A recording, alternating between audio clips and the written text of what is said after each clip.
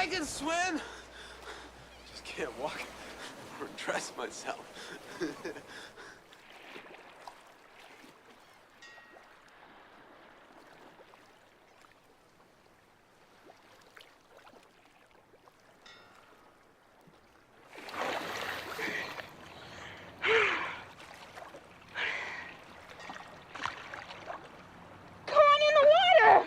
Take it easy. Take it easy.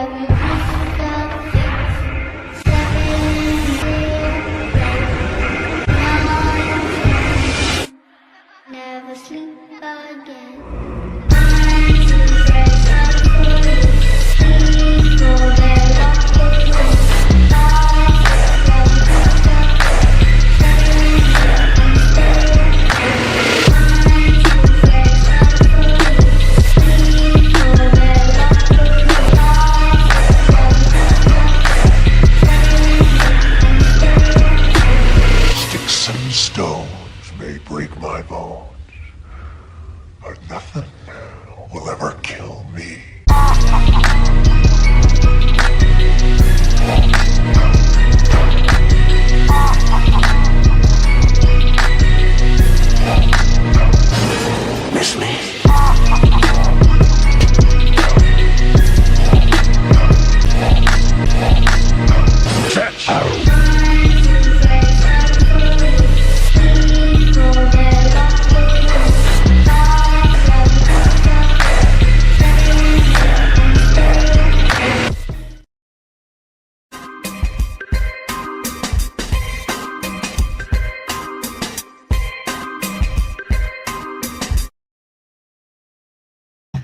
Salute, and welcome back to the Black Ocean Announcement. We're getting deep in with your host, the one and only Great Black Shark. And let me make sure I can see something real quick here. Hold on, ladies and gentlemen. Give me a black fist or a thumbs up if you can hear me loud and clear in the chat room. Let me know if you can hear me loud and clear. Ladies and gentlemen, can you hear me loud and clear? Black fist or a thumbs up if you can. I want to make sure that audio is in good. We get down to business with this Piers Morgan, Myron Gaines, Lily Gaddis, aka Silly Gaddis, as I call her. We gonna break this all the way down from the A-road to the zero tonight. Salute to the good brother, Black Truth United, for the cash out. Thank you very much, my good man. Yeah, we about to cook over here tonight because I know a lot of people have already covered it. I know a lot of people have already spoken on it, but you know when we get down with it over here, there's not gonna be any sugarcoating. Okay, might be some interruptions, but we gonna work with it as best we can, because if they're not on their job trying to interrupt things, then hey, what are we really talking about? Okay, let me tell you something. The channels that don't ever have any problems, it's like that for a reason. Okay, they not, look, it's not about how many subscribers you have or what have you, because you can have a large number of subscriber channels. Hey, the way they kind of tap dance around stuff, hey, they'll let them run fine without any interruptions, okay? I promise you that. When you get somebody that's going to break it down from the A-road to the zero within their guidelines as best as possible, or they're going to mess with your channel. So just saying that for the new people that are not, accustomed to how they mess with this channel with shadow banning, etc., etc. We used to that by now. This is why you should follow me on X, okay? Or catch me over there. I always, let people know when I'm going to be doing anything over here on the channel. If you're a member of the Patreon, you definitely know when we going live, over there and over here on the channel, and a lot more, okay? So just letting those of you who are new to the channel understand what it is over here, all right? And welcome to all of you. Now, but that said, now that everybody knows what the subject matter is going to be here tonight, let me scroll up, make sure I can see everybody, and greet my esteemed guests that I see join us over here tonight. All right. Make sure I can see everybody. Okay. I see Dr. Chanel Phillips. I see my good brother Kermit S. Wingfield. I see Melvin Harrison Jr. in here. Kevin Blackwell. My good brother Bruce. B. Mosby's in the building. Dad Miller TV. Priscilla Taylor. I see Charlie X. Let's see. Stun Zed is in the house. I see Tanisha Murdoch. Diesel Mike is in here. Keep It P Podcast is in here. Derek Parker. Let's see. Make sure I see everybody. I see in NFRMY Media. Okay, that's a mouthful. Welcome to you. Sakina Collins is in here. Let's see. I think that's everybody. So salute and welcome to all of you and anybody else that'll be joining us in attendance here tonight. I see Kyle Smith as well. So, ladies and gentlemen, as you know, I see Buzzer Cam H1 in here. What's going on? So, as all of you know, the anti-black racist, okay, Lily Gaddis, okay, she was on Piers Morgan. Now, one thing that's gonna find funny reviewing this is Piers Morgan and his production team and whoever reached out to this woman. As we're gonna get into it, it's gonna seem as if they didn't do their research on this woman, because he was shocked and didn't know anything about her anti-black racist behavior, which I find hard to believe, because these producers, man, especially people like Piers that have worked for major networks like CNN, etc., these people are not rookies to produce any type of on-air content. Okay, they're not rookies to the game. All right. So I really find it hard to believe that he didn't know this woman's background, why he's going to be acting all shocked or what have you. He definitely should know Myron Gaines. Anybody that's in company with him, I mean, hey, there you go. But don't worry, we're about to get down to breaking this down. So before we do that, I want to take a minute to show you all a quick, advertisement for my good brother Raheem Shabazz that has a new book out, Radical Hope in the 21st Century. And the brother's going to be doing some book signings in Atlanta and Morrow, Georgia this month. So I want to play something for y'all. I'm going to play it a couple of times tonight here. You know what I'm saying? Because I want to make sure everybody in the Atlanta area has a chance, if you've gotten my good brother's book, to go and get a signed copy of it. Very good book, by the way. I mean, I'm almost halfway through it. A lot of good information in there. You know what I'm saying? I told the brother myself, I hope he does college speaking tours on the contents of the book, because it's very necessary today for the young black minds to be aware of the information in there. So I want y'all to check this out, and then we're going to get started with tonight's broadcast.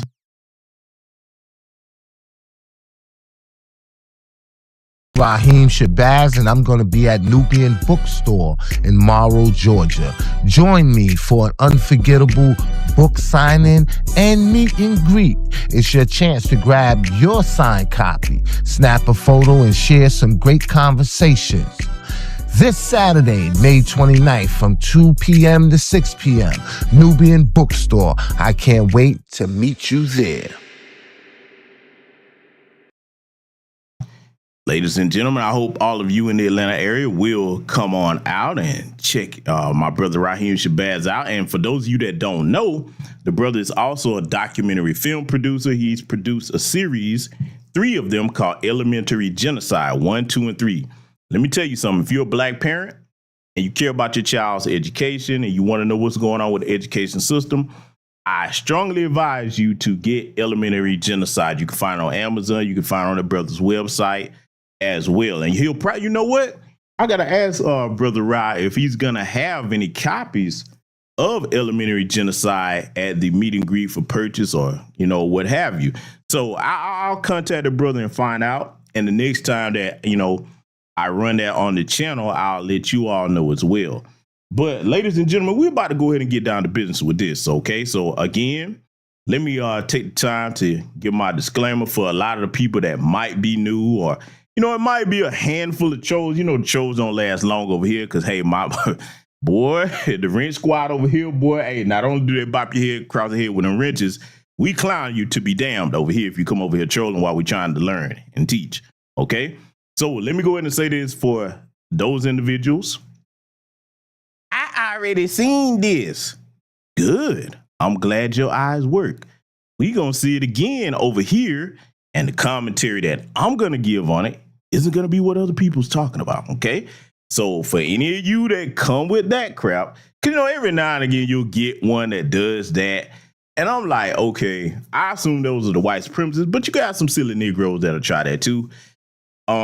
You do know that this platform covers a wide variety of news, and I guarantee you, my commentary and what I point out is really not like other people's, okay? Because I'm going to go places where a lot of people are afraid to go or just didn't notice, all right?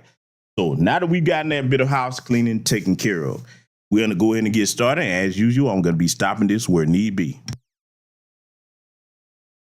Stories in the US have laid bare the shocking levels of racial division in American society, amplified by extreme and viral takes on social media. 17-year-old Carmelo Anthony is a black teenager charged with stabbing a white boy to death at a school track meeting in April. More than $600,000 in donations have poured in, not for the victim's grieving family, but for his alleged killer. Last week, Shiloh...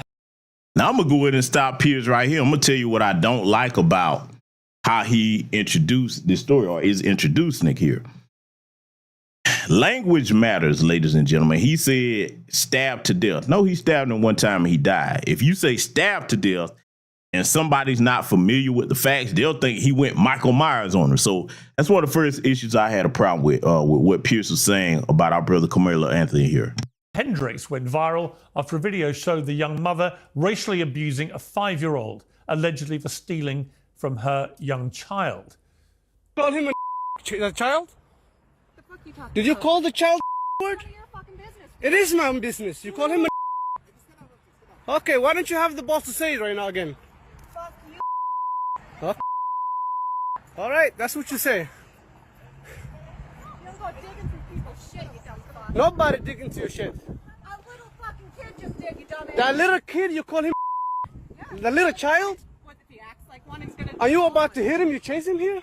He took my son's stuff. So that gives you the right to call the child 5-year-old. Well, as you can see, Hendrix doesn't deny using the slur. In fact, she repeats it many times. That's all the stuff that's bleeped out. When a bystander in the park follows her with his smartphone. Hendrix set up a fundraiser on the same website as Carmelo Anthony's supporters, on which she wrote, "I called the kid out for what he was." Incredibly. Now, let me go ahead and deal with this because a lot of times you hear, excuse me, ladies and gentlemen, a lot of times you hear a lot of them talking about, I called him, what he was acting like. Okay, first of all, those of us with intelligence over here in Black American society, especially those of us that are foundation of Black American freedmen, we know if anybody is acting like the N-word, it would be them folks, okay? Oh, yes, them folks are the biggest N-words in history, if you're going to look at it for the negative connotation, all right? But just off of what she's saying, acting like an N-word, a little autistic child that, you know, if a child has a condition like autism or what have you, hey, and even if a child didn't have autism, let's go here. A young child, children, those are babies, man. They don't know the set framework for social rules or what have you in society. Fact of business, what makes it so despicable about Shiloh Hendrix and what she chose to do, and y'all know I've been telling y'all this for years. I'm one of the few people that drill it home over and over and over again, especially for our women. I keep telling y'all, they don't see any of us as human, but especially not our children. They see, when we look at Black children, we see something to love and protect. We see the future of our people. When they look at Black children, they don't see a human being. They see something that's the equivalent the way you would look at a parasite. They see something to destroy and harm. You understand? See, I make it plain over here. I don't do all that tap dancing and bullshit. We gonna get down to it over here. So you got to understand that a little child is innocent. Those of us with sense and decency, we know that. Babies are curious about things. They're innocent in the world. They don't have a sense of danger, what have you. That's why you have to protect them and teach them and raise them. Okay? Now, before he even gets started here, I got to go to the obvious thing we got to go ahead and point out. Let me ask my chat room before we continue. How many of you in here are parents to children, especially young children, huh? How many of you in here by thumbs up or show of hands or something, or just typing in the chat? How many of you are parents to young children? I'm going to ask you a question. Because see, for the tether class and anybody in white America that might be listening and wondering why I named this broadcast what I did, we finna make several points over here that a lot of people you've heard talking about in my community didn't make because they kind of scared to go there. Not tonight, okay? How many of you are parents to young children in my chat room? I'm looking, I want to see. Okay. My good brother Dad Miller TV says his youngest is 10. Okay.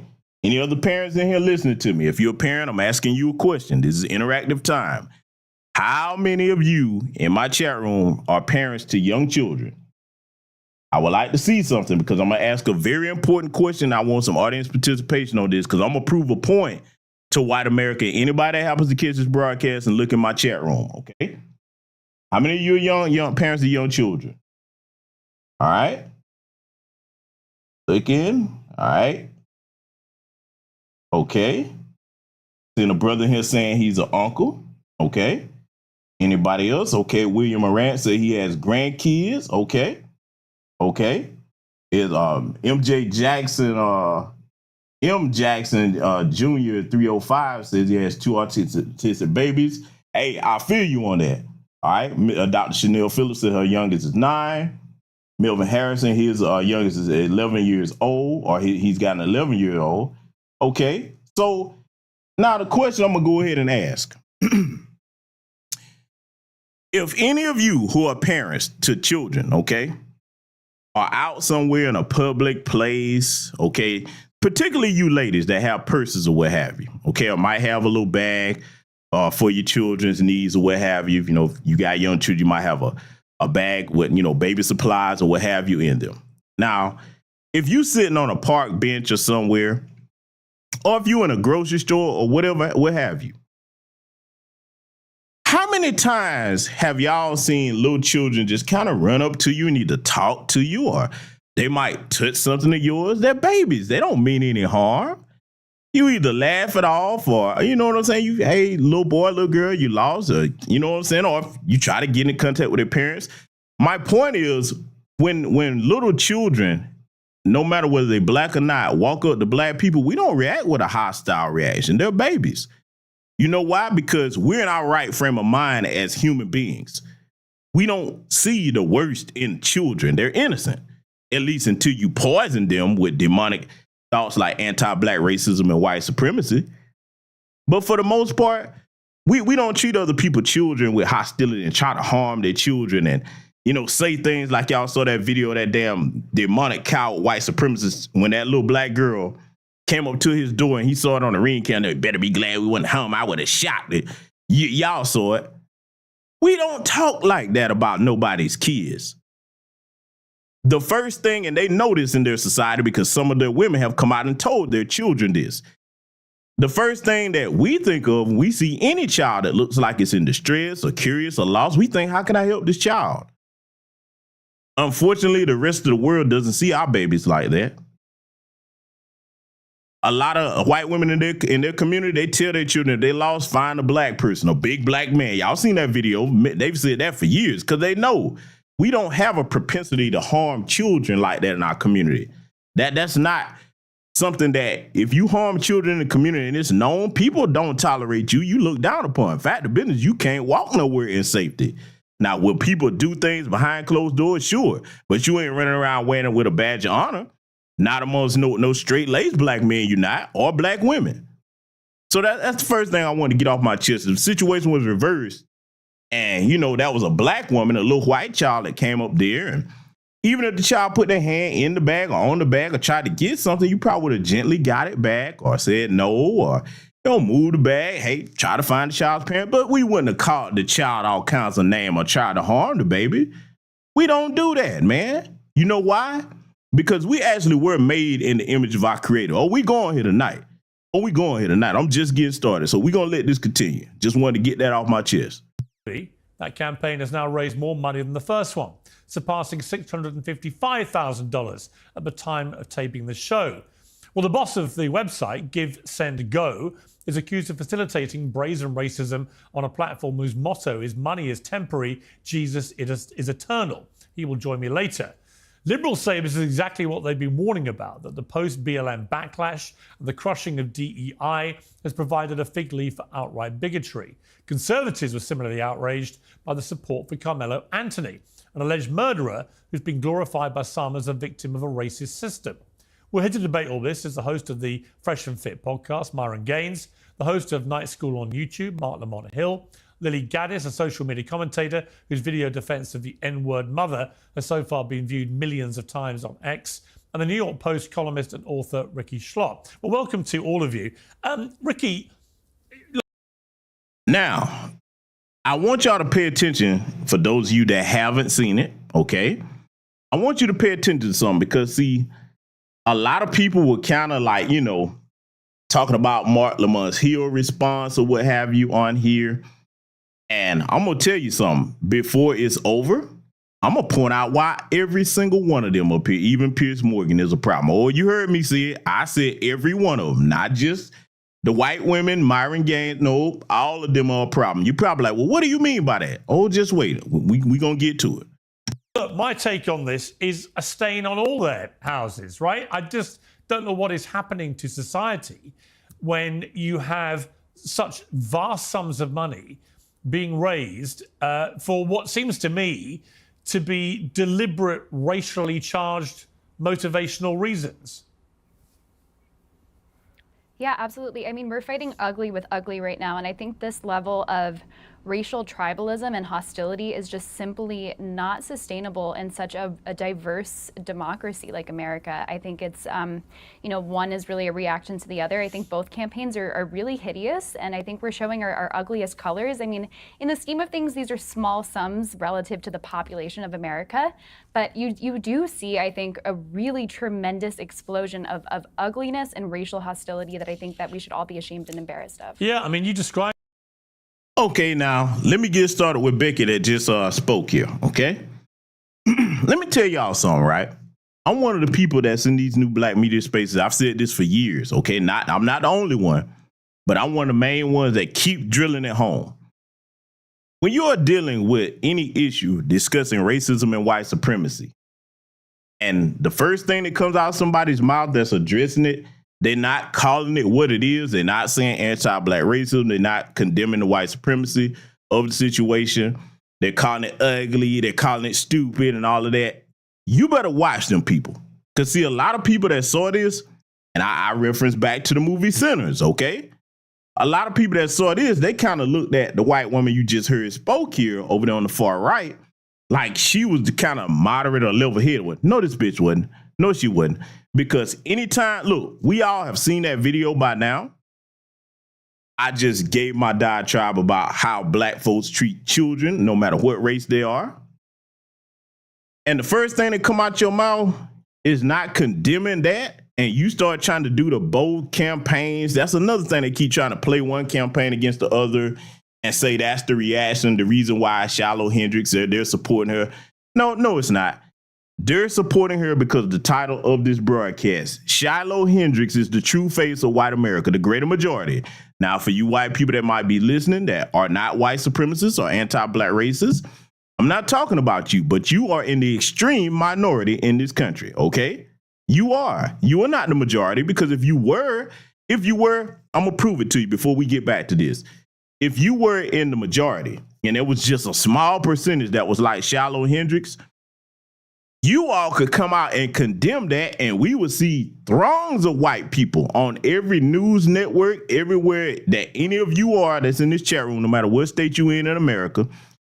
Everybody, every white person you know around you be like, that is so disgusting. We are not going to stand for that. That can't be tolerated with anybody's children in this country.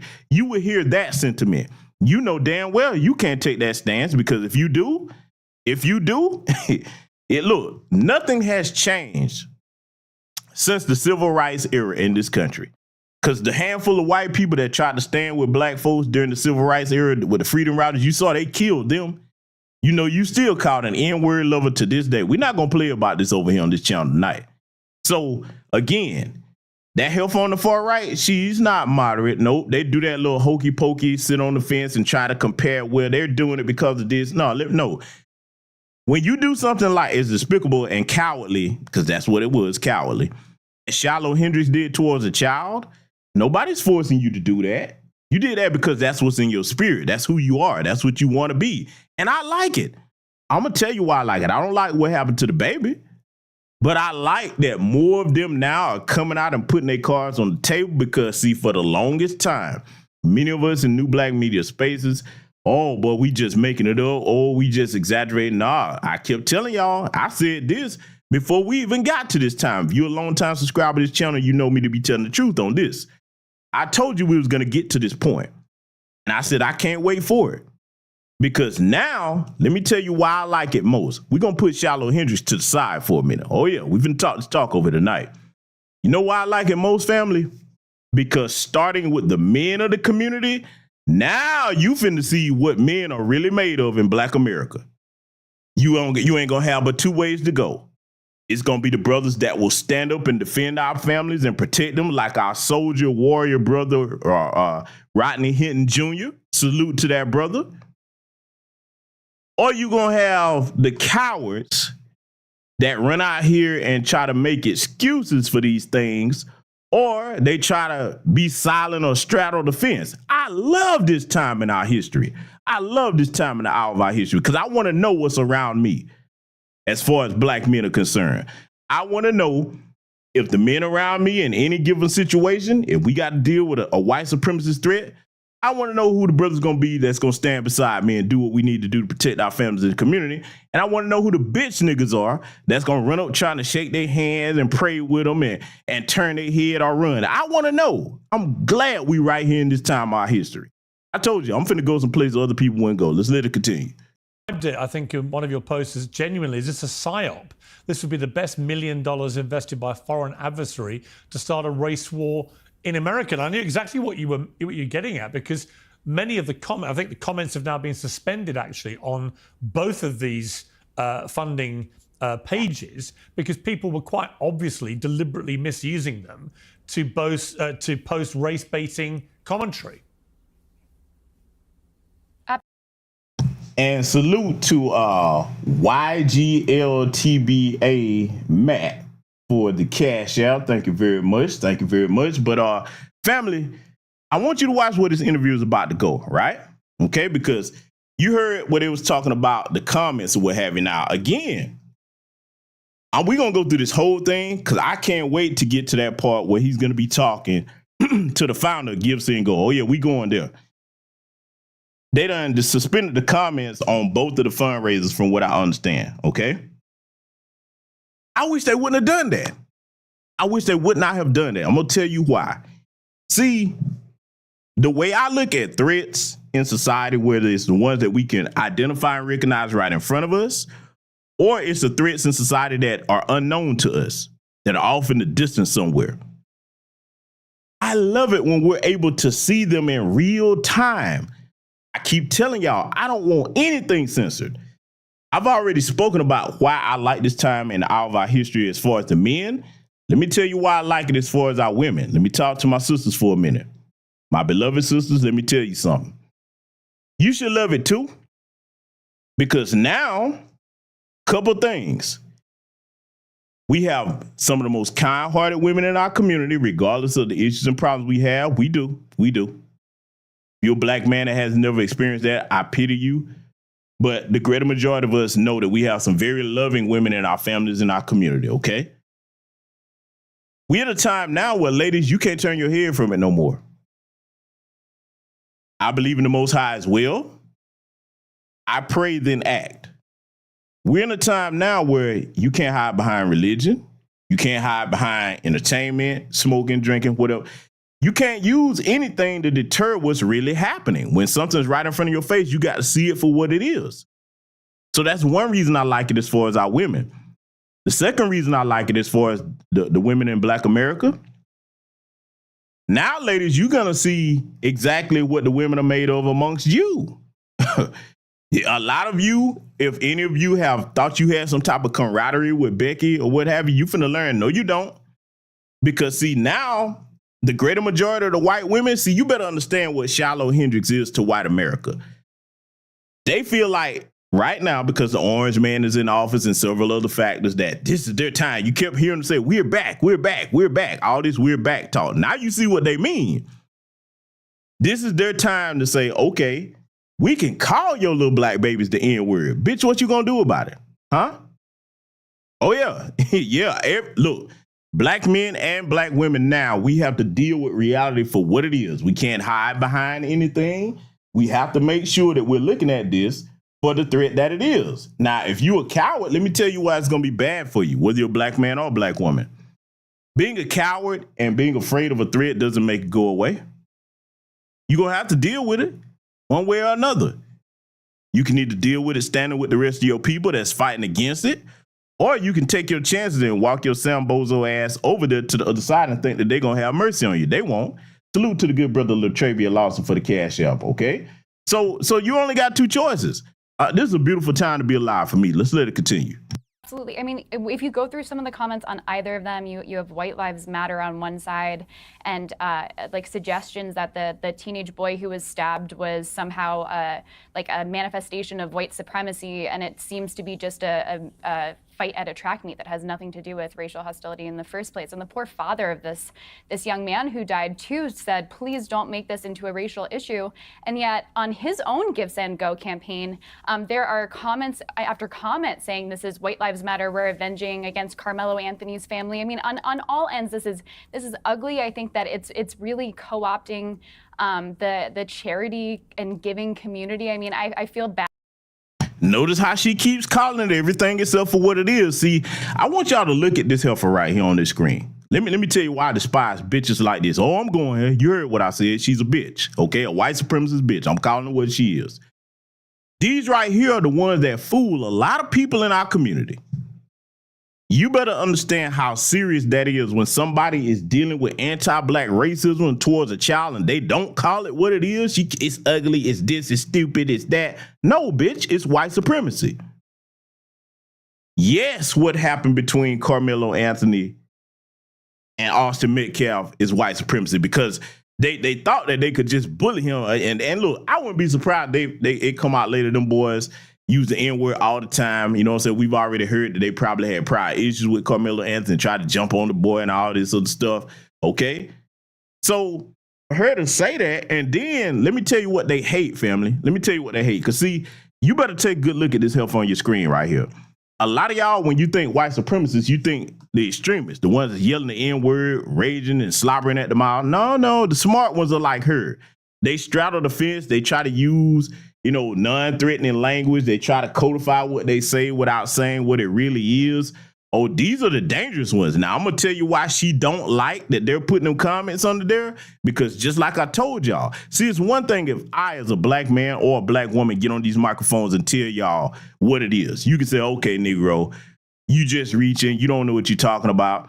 It's another when the white people show you, nah, your brother over there on the microphone, he knows what we are. The reason why them comments was coming in like that, because like I said, that's what the greater majority of white America thinks. I don't want them censored. Y'all know I'm one of the few people, a lot of people hate when I say that. I don't want white supremacists censored. I don't want our platform censored, but I definitely don't want theirs censored. I want them to have all the free speech they want. There's a lot of people that's like, oh my God, since Elon Musk took over X, they saying this, they saying that. I told y'all, good, because now you get to see it's not just brothers like myself that's just saying that. Nah, when you give them the so-called freedom that they want and just let them be themselves, you get to see that these are an irredeemably soulless, godless people. You understand? And I use the term people loosely. I look at them the same way they look at me. I don't see human beings when I look at white supremacists in any variety, not the extreme aggressive ones, nor this bitch on this screen right here, because you're not calling the problem out for what it is. You're trying to use other words. You better understand, when it comes to black folks, that's life or death with us. We don't have time to be playing with this and calling it something else. Let me talk to some black people that might be listening to this that do that stupid shit. If you a black parent in this country and you telling your child that anti-black racism is anything other than what it is, you replacing that with words like ignorant and stupid, you putting your child's life in danger. And you a very irresponsible parent if you doing that. We don't have time to play them games over here in America. Huh? I thank God I came up in a family with a mother and a father that didn't play them games, nor anybody on either side of my family. They did not play when it came to educating the children in the family about the realities of anti-black racism. I learned very young. You understand? I'll be cordial towards anybody. I'll show you respect. But I was never the kid that when I ran across it, I was shocked and couldn't understand what was going on. Hell no. I'm talking about from a very young age, I knew exactly what it was. Whether it was my peers or any teachers I dealt with. Oh, I knew what it was. I knew what it was. So you better consider my words if you're a black parent, that what I just said applies to. You playing with your child's life and their safety if you do that. I'm going to let this heifer continue, though, because like I said, I'm just getting started on this. I'm going to read all these motherfuckers over here across the board tonight. For the fundraising platforms, because I don't think this was the intention originally, but unfortunately I think that people are really starting to take over good intents and the charity industrial complex to make it into a victim industrial complex, and it's really sad to see. Well, we're going to have one of the founders of the Give, Send, Go site a little later in the program. But Mark Lamont Hill, you were shaking your head there. I mean, what's your take on this? There are a couple of things that were said that I think are really interesting and important. One, there is an outside audience of people who are watching all of this and opportunistically using it for their own agendas and projects. You know, I have an investment in believing X, so I'm going to jump in the comments of this GoFundMe, etc. I have an investment in Y, I'm going to do the same thing. But what I don't want to do is compare these two things as if they're opposite sides of the same coin. For me, the intention of the campaign matters. In the case of this woman who is using the N-word, the woman isn't disputing using the N-word. The woman isn't disputing being racist. And the comments that are being left on the site before they were suspended and the attitudes behind it weren't saying she's being railroaded, she's being misrepresented. They were simply saying, we support racism. And I think that's disgusting, no matter who's doing it. On the other hand, the people who are fundraising for Carmelo Anthony, the argument here isn't, yeah, we did something and we don't care like the other woman. The argument is we're being misrepresented here. We're being railroaded. This was a self-defense claim. This is not an act of violence. This isn't first-degree murder. I'm saying what they're saying. This isn't my argument. They're saying this is a first-degree murder claim that is wrong. This is actually self-defense, and we need the money to make sure that we get a fair trial. I think, and so whether you agree with his argument or not, I think raising money for a fair trial is different than raising money for a racist. I mean, I think. Now, you heard what Mark Lamont Hill, who's Caribbean, by the way, we going to make sure we get where his descendants from. You heard the diatribe that he explained. Okay, now, a lot of you that heard that, you probably said, well, GBS, what's wrong with that? Nothing is wrong with what he said on his face, but let me explain something, right? As a foundational Black American freedman man that understands the system of white supremacy and anti-Black racism in America, if I'm going to be speaking on a show like this as a man, as a member of the warrior class and protector class of my community, the first thing out of my mouth is I'm going to advocate for the humanity of that Black child and completely condemn in the strongest of terms what happened to that Black child. That's the first thing. See, let me tell you why I have a problem with Mark Lamont Hill besides him disrespecting Dr. Francis Chris Wilson. I'm never going to let that go. I'm taking that to my grave. He can go to hell for that shit. Right after that sister died, as much she's done for our community, as respected as she is in our community. So I'm one of the people, I ain't telling y'all what to do, but I'm never going to let it go.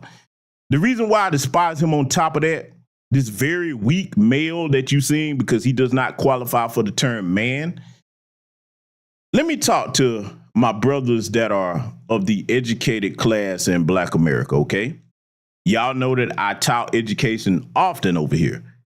Regardless of whatever curse word you hear me use, I can curse and get my point across. I can use no curse words at all and speak to you on a collegiate professor level if I choose to. There's a certain time and a certain place, and I'm not saying Mark Lamont Hill should have broken out into an expletive rating rant over here. But I'm going to tell you the problem that I have with him. The man and a lot of the people that are in the Black academic class, you don't know when to put down going into something to debate. Let me tell you what I mean by that. And I hope those of you who are my brothers in the educated class, because I'm a college educated man as well. Okay, I hold a couple of degrees and several certifications under my name, but that's neither here nor there. Let me tell you the problem. Anytime it comes to us and we're up against a wall where somebody's trying to put our humanity on trial, that shit is not up for debate. And I said it just like I meant to say it. I'm not going to debate you about my people's right to exist in peace and security. That's not up for debate. It's not up for debate whether I'm going to protect my family and my community or not. I'm not debating you about nothing. So what I'm saying is I understand the purpose that he's on the show, but some things are not up for debate. And that's the tone and the stance I would have taken. I would have been an advocate for that little Black child, and my whole tone and demeanor, regardless of me not cursing at all, because I agree, you don't go on anybody's platform cursing like that. If you notice, when I go on other people's platform, I rarely ever curse at all. I don't think I ever curse on anybody's platform, to be honest. But what I'm saying is there's a demeanor and a tone that the warrior and protector class is supposed to take when our community has been aggrieved. Now, I don't know if Mark Lamont Hill is a father or not, but damn it, I want y'all to pay attention to how he speaks, because there's really going to be only one point of this interview where he reacts with some type of passion that he should have as one of the warrior class, okay? So I'm just letting you know what my problem is with his tone throughout this interview. When it comes to my people's humanity, I'm not debating you about that.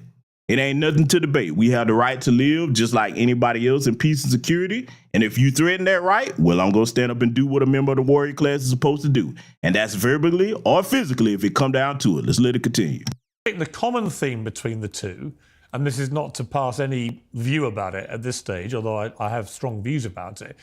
I guess the common theme is that both of them say that as a result of all the publicity, they've been doxxed and had all their personal details put everywhere on social media, which is, of course, the modern scourge which gets involved. And that as a result, they've had death threats and they have security issues and they have to move home and so on.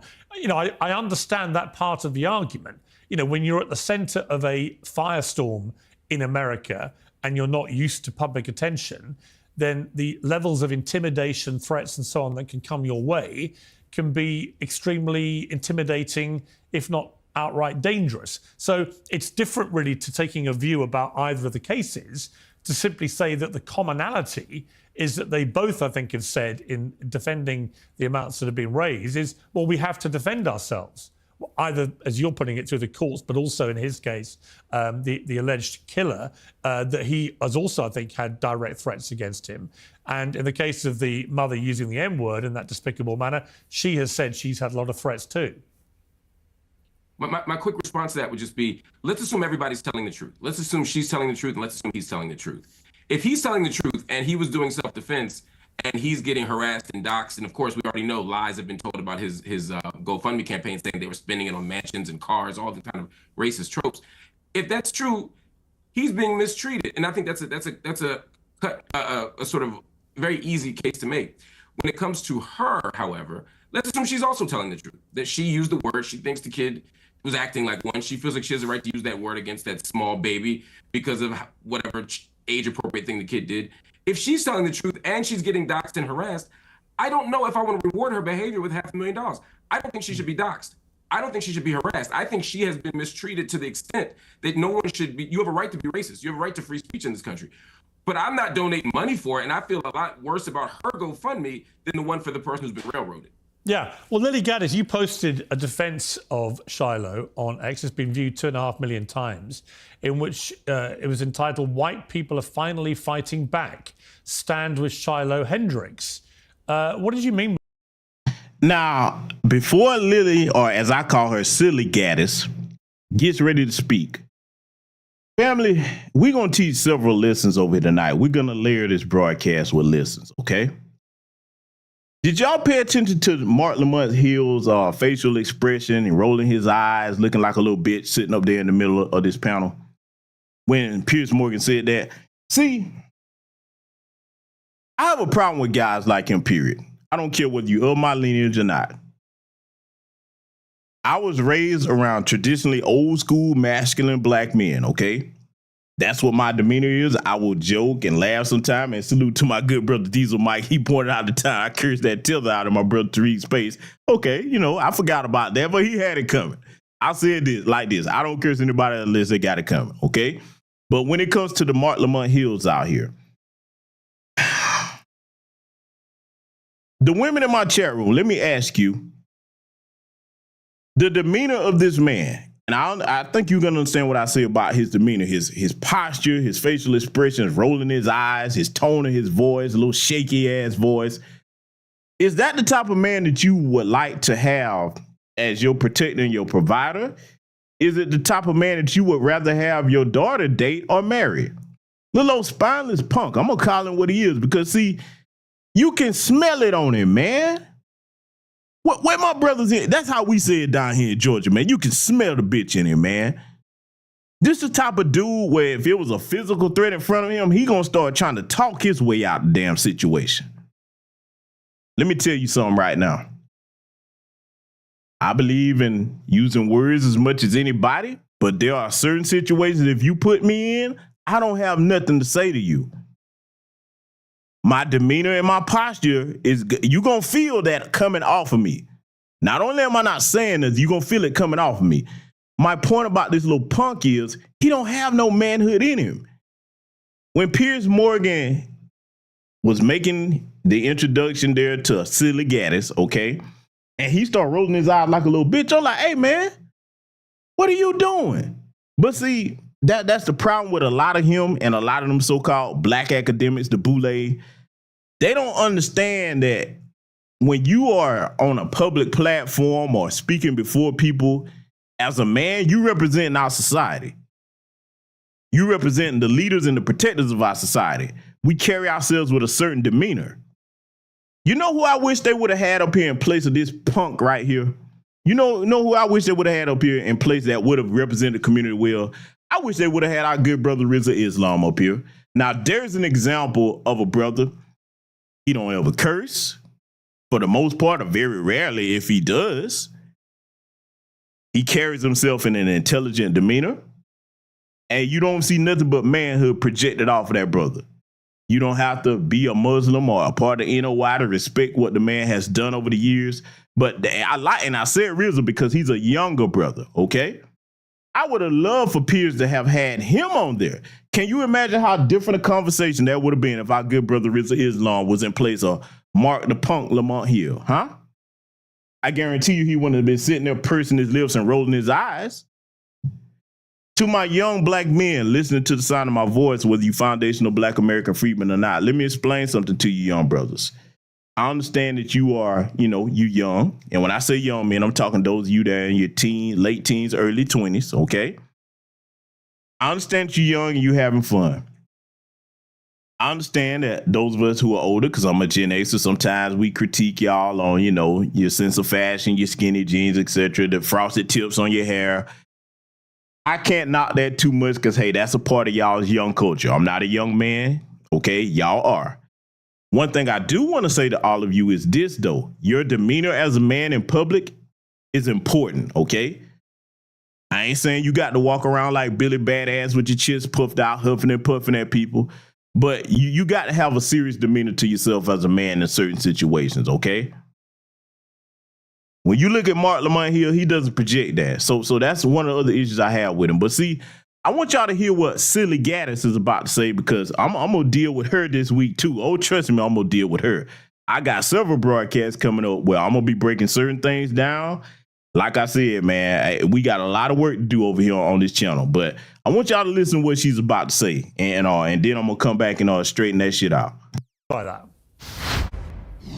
Here's the thing. White people have been under attack for years. It's been systematic racism. As much as black people and people of color want to talk about systematic racism in the United States, it's quite the opposite. They get preferential treatment when it comes to getting a job, when it comes to getting into colleges. White people, on the other hand, have been getting attacked relentlessly. Look at 2016 and BLM and all the riots. We just had to sit back and watch people burn down our cities and do nothing about it. So the way to fight back against essentially this anti-white hatred that's been systemically, ingrained in U.S. society is with white unity. We don't see white unity on our side. Hang on. Okay, but hang on. Sorry, just to be... You're right, Piers. Hang on. Yeah, you hang on too, Piers. Let me deal with what this bitch just said. Silly Gaddis. Bitch, who's more hateful than your community? Oh, we finna go here because, see, y'all know I'm one of the people that have said for years, the problem with white supremacists in most of white America, people don't really rub their nose in the shit they've done to us throughout the years. Bitch, who more violent than your community? We just gonna talk right here on American soil, because, boy, we get into the global conversation, but we gonna stick right here on American soil. Bitch, when the fuck have black people ever bombed your churches and houses of worship? Because God ain't in your churches, first of all. You damn sure not serving the same God we do, because the very thought of you to go and bomb a church where people are trying to worship the Lord at with little children and families, you can't say God are in you, yet they're part of organizations like the Ku Klux Klan, the longest going domestic terrorist organization on the planet. Notice they don't ever get no RICO charges, and they'll tell you they're a Christian organization. Bitch, who more violent than you? Who more violent than your community that will beat to death pregnant women and cut the fetus out of their stomach and stomp it to death on the ground and then light the remains of the child and the mother on fire and riddle them with bullets? Who more violent than you? Huh? Who were the people that came over here dealing with the Native Americans when they wanted to trade with them in good faith and you infected the blankets with smallpox? Who more violent than you, bitch? In your community? Who is more violent than your community to the point that Marion J. Sims, the so-called modern father of gynecology, would basically perform experiments on black women in the most unspeakable of ways, in ways that I couldn't even really go into live here on this channel, definitely couldn't show you? Who more violent than you? Who more violent than your community that took a little black boy a captive, an African captive, named Otabenga, and had this boy caged and showing him off like he was a zoo animal. And you gonna talk about violence? The Devil's Punch Bowl down in Mississippi. See, I could be here naming the atrocities her people have committed all night long, and I would never be able to finish this broadcast. The scope of your depravity and demonic behavior on the soil of America goes encyclopedias beyond what most people with sense and a sense of decency could even fathom. But bitch, I know your history. I've taught it for years on this channel. And I'm one of the few people that keep telling y'all, when these people start trying to critique us on any problem in our community, first of all, I can show you how all that go back to systems they set up. But who are you to stand on any type of moral high ground?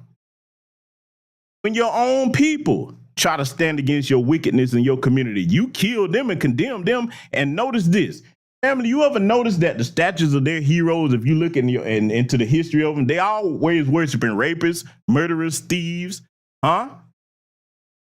They're even celebrating the people that tried to overthrow the government. The Robert E. Lees, they got statues of them. The Nathan Bedford Forrest, founder of the KKK, by the way, huh? Got buildings named after them, but they don't never talk about those white people that try to take a stand against that. Now, you ever ask yourself that question, why is that? Why is that?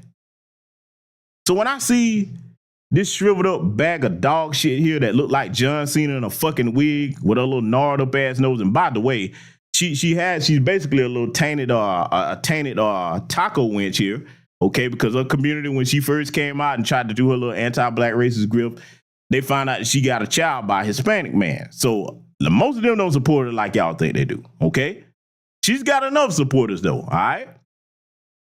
But when they try to critique us on anything, I'm like, bitch, y'all people don't look in the mirror. See, just because you take the history out the books, that doesn't mean what you did went away. Oh, no. I'm talking about what they've done to us. Family, I could go into their own history about things they've done to their own people. Huh? If you're over on my Patreon, you know I've covered that extensively over the years. These people have no moral high ground to stand on and lecture us about a damn thing. You are the furthest thing removed from the Most High. Your wickedness has continued from your forefathers and your ancestors on now to present day. You still refuse to do what's right. See, it would be a different conversation if their forefathers and ancestors did all those things to us, and the new generation came along, which is why I tell y'all they pass that down like a family heirloom, racism and white supremacy. It would be a different conversation if they rejected that and said, that's what our forefathers did. We're going to make this right. We all Americans. Let's go ahead and pay reparations. Let's get black people in this country up to an equal level and everybody respect everybody. We're not going to have a two-tier justice system. If these people were different from their ancestors, we would be having a different conversation today. But they're not. And the reason why you have a silly Lily Gaddis and a Shiloh Hendrix is because what I said is right. See, it's not about what I say. Go by what they do. That's what you go by. Let's let it continue. Clear. This has got nothing to do with anything you've just said. This is a disgusting racist woman who repeatedly spews the M-word, first at a young child and then at the person taking the video of her, does it with complete impunity, does it numerous times. We are talking about a bona fide, unquestionable racist. And so I don't understand why what you've just said to me bears any relation to white unity or anything that you've just said. She's just a racist. End, isn't she? You wouldn't dispute that. It's not about her. It's not about her. It's about white people coming together and supporting another white person. And it doesn't matter. Why would you want to support a white racist? Because I want to support free speech, and you cannot have free speech in a country. No, that's fine. You can support free speech, but you also have to be accountable for what you say. She is, I mean, would you use the N-word out of interest? Yes. You would? Now we get to the part that it doesn't shock me, but this is where I got to call Piers Morgan out. Piers Morgan, you are a seasoned journalist. You worked at CNN, okay? You mean to tell me you didn't have your people look into this woman's background and see that she's an unapologetic anti-black racist? you wouldn't have had to ask her if she used the N-word had you done your homework on this woman. And you can't make me believe that nobody told this man this. Hell, Piers, why didn't you do the research, huh? Well, I don't believe that they just, oh my God, I can't believe she said it. Really? But that's the difference between them and us. Black people, we make it our business to know what these people are on, okay? Especially over here in new black media spaces, all right? So now, you saw how Lily tried to deflect and say, well, it's not about her. Oh, yeah, okay. It's not about what she said. Okay. That's what you feel. See, the other problem that I have with what happened there in that park, I got to go back to my upbringing, man. When I was a child, like most of you here in this chat room, I was out playing anywhere.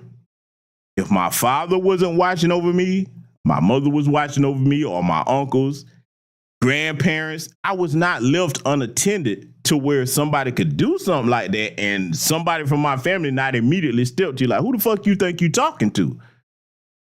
I keep trying to tell y'all, man, if you grew up the way I did, man, my family members didn't play the radio right down to the elders. Let me talk to you for a minute. For those of you that's not from the South, let me tell you how our parents and grandparents got down. My great-grandmother, who I had the privilege of knowing on my mother's side, my first babysitter. Don't you know this old lady kept a shotgun and she didn't play by none of her grandbabies? Same thing with my grandfathers on both sides of the family. They were the most peaceful, God-fearing people you ever could have met.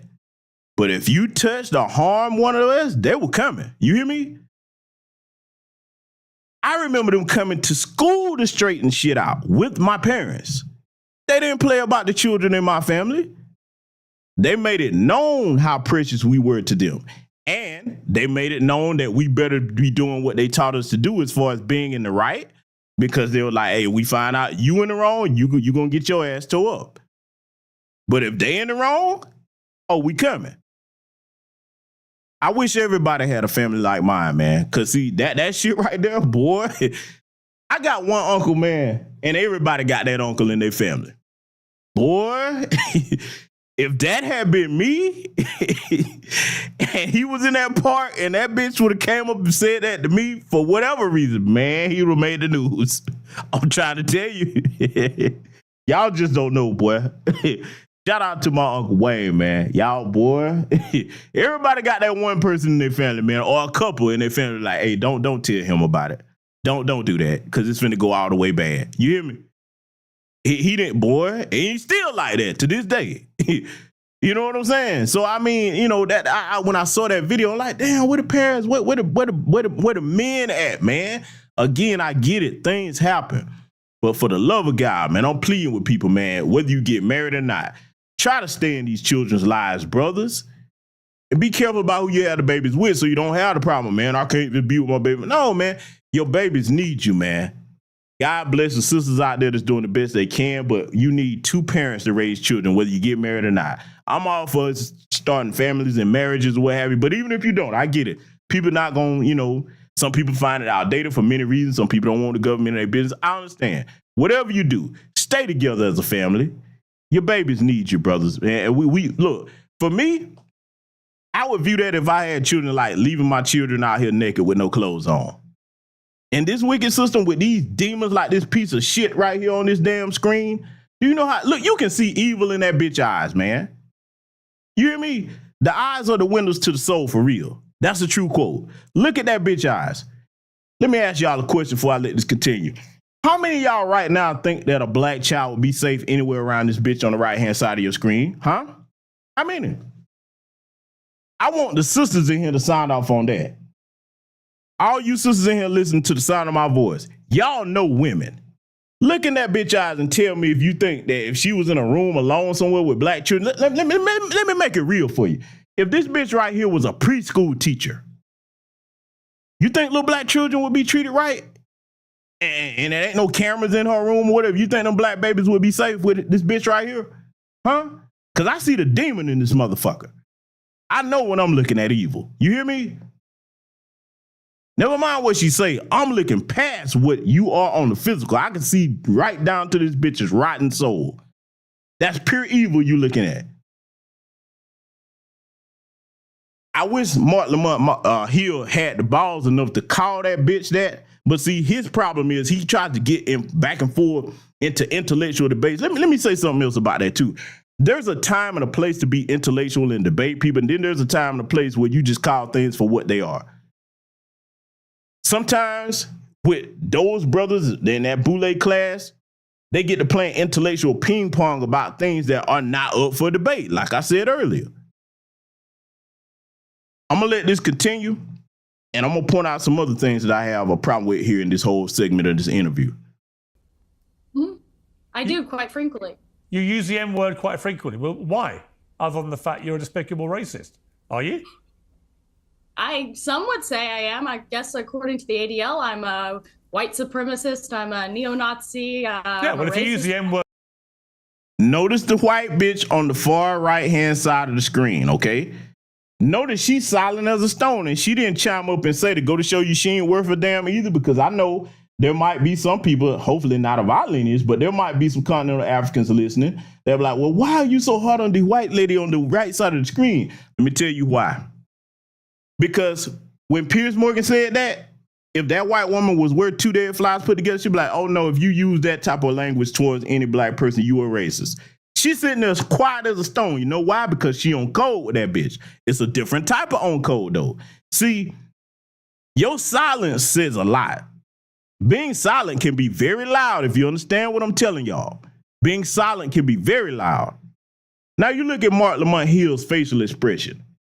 That boy look afraid in that damn shot. There's no masculinity to him whatsoever. Then you see Myron Gaines' little punk ass, little flea and Sudanese tether, come from a shithole country that you won't go make great. Yeah, I said it. He's sitting here grinning and laughing because he actually think he one of the white people. Y'all heard him. Y'all done heard that clip where he was like sitting on that podcast in a room full of white men talking about white guys like us. That's how he sees himself. He's a coward too, because basically what he thinks, see, this is what a lot of you tethers think that are like Myron Gaines.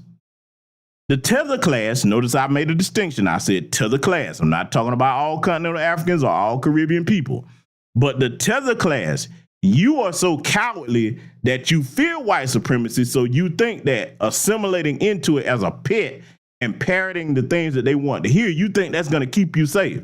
Nah, they're going to get you first. Especially now in this era where this country is going. I got bad news for the bootlegs that are foundational Black American or tether class. They don't need you like that anymore. As their numbers continue to dwindle, and once they confirm, because they're close to it, but wait till you really see how they're going to start to act when they confirm that them numbers are below permanent replacement rate. Once you hear that, you on your way out of here as a people. Let me tell you why that matters. A lot of people here keep bringing up their birth rates dwindling. You better understand that nowhere on this planet, there's no group of white people that if they think that their existence is coming to an end, that they won't try to take other people with them. You understand me? I'm saying that I don't care who have a problem with it. I deal in reality. I don't deal in fantasy. If they know that they on their way to going extinct, they're going to try to take everybody else with them. That's what they do. There's no nobility in them in large numbers. There's a small percentage of them, but they're not the majority. They're the minority. I'm telling you, that's where it's going. So the statement I'm saying there is, Myron, hey, you're not safe, buddy. Only thing you're going to do is die like a coward when your time comes. That's what's going to happen. But they done already showed him. He done tried to go in several of their little online rooms, and they done called him all types of saying N-words and stuff, etc. And he still don't get the message. Him and Tommy Sotomayor, okay, Sotomayor, whatever you want to call him. So, I'm just saying, I'm just letting it be known. But see, they think they smart. They think they the smart ones. Or you just don't have it figured out. I'll just go say what they want to say and attack foundational Black Americans or any other Black people. Okay. I keep telling y'all this. You better go back and study Nazi Germany during the Third Reich. Okay. The Judenreich. They thought they had it figured out too when they turned on their own people and escorted them to the gas chamber. What happened to the Judenreich? History is a teacher. You don't have to believe me. Let's let it continue. Repeatedly, you are a racist, then, are you?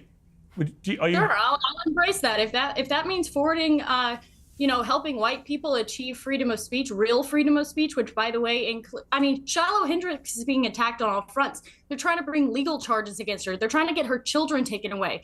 So you were saying Carmelo Anthony, it doesn't matter. That's a different. Sorry, but just to be thing. clear, you just said to me you use the N-word regularly. In what context? Do you use it with black people? Yes, if it's appropriate. When would it be appropriate to use the N-word? When would it be appropriate? Anytime I feel like it. So you're an unashamed racist? Correct. Well, do you understand that makes you a despicable human being? I guess so. I don't really care. I mean, why are we not talking about Shiloh Hendrix? Why are we talking about? Well, actually, I think you've moved it on in this debate very quickly to your own racism, which explains why you've supported her in public and why you've got all these views. You see no problem with a woman shrieking the N-word repeatedly because you yourself are a despicable racist, and you've just proudly admitted that with a smug grin on your face, which is pretty horrifying, actually, for most people to have to watch. And shame on you. You're entitled to do it, and I'm entitled to call you despicable. Well, shame on white people for allowing themselves to be systematically discriminated against in the United States. This is our country. Okay, now let me go ahead and chime in here, all right? We're going to address two things. First of all, Piers Morgan is calling her racist, but he won't say white supremacist. He won't say that. You notice that? Because see that? Look, if they do address it, they'll go as far as racist. They won't say white supremacists because that means that it's systematic. Now, speaking of systematic, did you hear this raggedy, wrinkled nose bitch? She looked just like one of them Disney witches too, by the way, that gnarled up ass nose. But did you hear this bitch say that white people in America are being systematically discriminated against? Prove it. Where? Bitch, where the fuck do you see the black equivalent of Kyle Rittenhouse where the judge acts as his defense attorney? Huh? Where the fuck do you see the black version of Daniel Penny that can just choke a white person out to death because they was hysterical on a train and didn't touch nobody and kill him and get off? Where you see that at? Where do you see a group of black cops that can bust in a white person's home and shoot the white woman to death like they did our sister Breonna Taylor and get away with it? Where do you see black police officers that can bust into a white person's home and a white woman say something that they don't understand or don't like, and they can shoot the white woman in the face, and there not be immediate outcries for justice like they did our sister Sonia Massey in her home? Huh? Where's the equivalent? Let's go old school on this, even though this bitch is rotten and pissed. May she rot in hell forever. Where's the black equivalent of a black woman that can lie on a white child and black people pretty much lynch them and kill the white child? And, you know, the black woman can just live out her life and die of old age like Carolyn Dunham Bryant did when she got our brother Emmett Till killed. Even with a warrant for their arrest, like it was out for Carolyn Dunham Bryant. And they just said, oh, never mind that warrant. Because that bitch last year should have been spent in a fucking prison cell, under a prison. Where's this systematic oppression at, Lily? Explain it. See, when they say stuff like this, you have to make sure black children are very educated and prepared on how to rebut this, because in a system where you run everything, if you are being oppressed, it's by your own people. Black people don't run anything in this country. We can't redline you and send your children to impoverished neighborhoods and make them go to bad schools. We can't gerrymander these political districts and try to finagle things where we just keep the vote in our favor. We can't do that to y'all. We haven't enslaved you here on our land. And by the way, this is our country. How you figure that? Because see, I like that she said it though. Because see, a lot of the tether class that come over here in their homelands, that's how they view America. They think this is the white man's land only. No, my ancestors built this bitch. It wouldn't be in America without my ancestors' hard labor that we had to endure for free. This is why we ain't gonna back off the reparations. We don't care who's in office. We don't care what's going on. Reparations are always gonna be on the table. You understand me? Always. So when they get to talking about this systematic oppression, if you give them the floor and say, explain it, make it make sense, it'll be the equivalent of when Bethany Mandel was asked to define the word woke and she started stuttering and stammering. They can't say anything that makes any sense.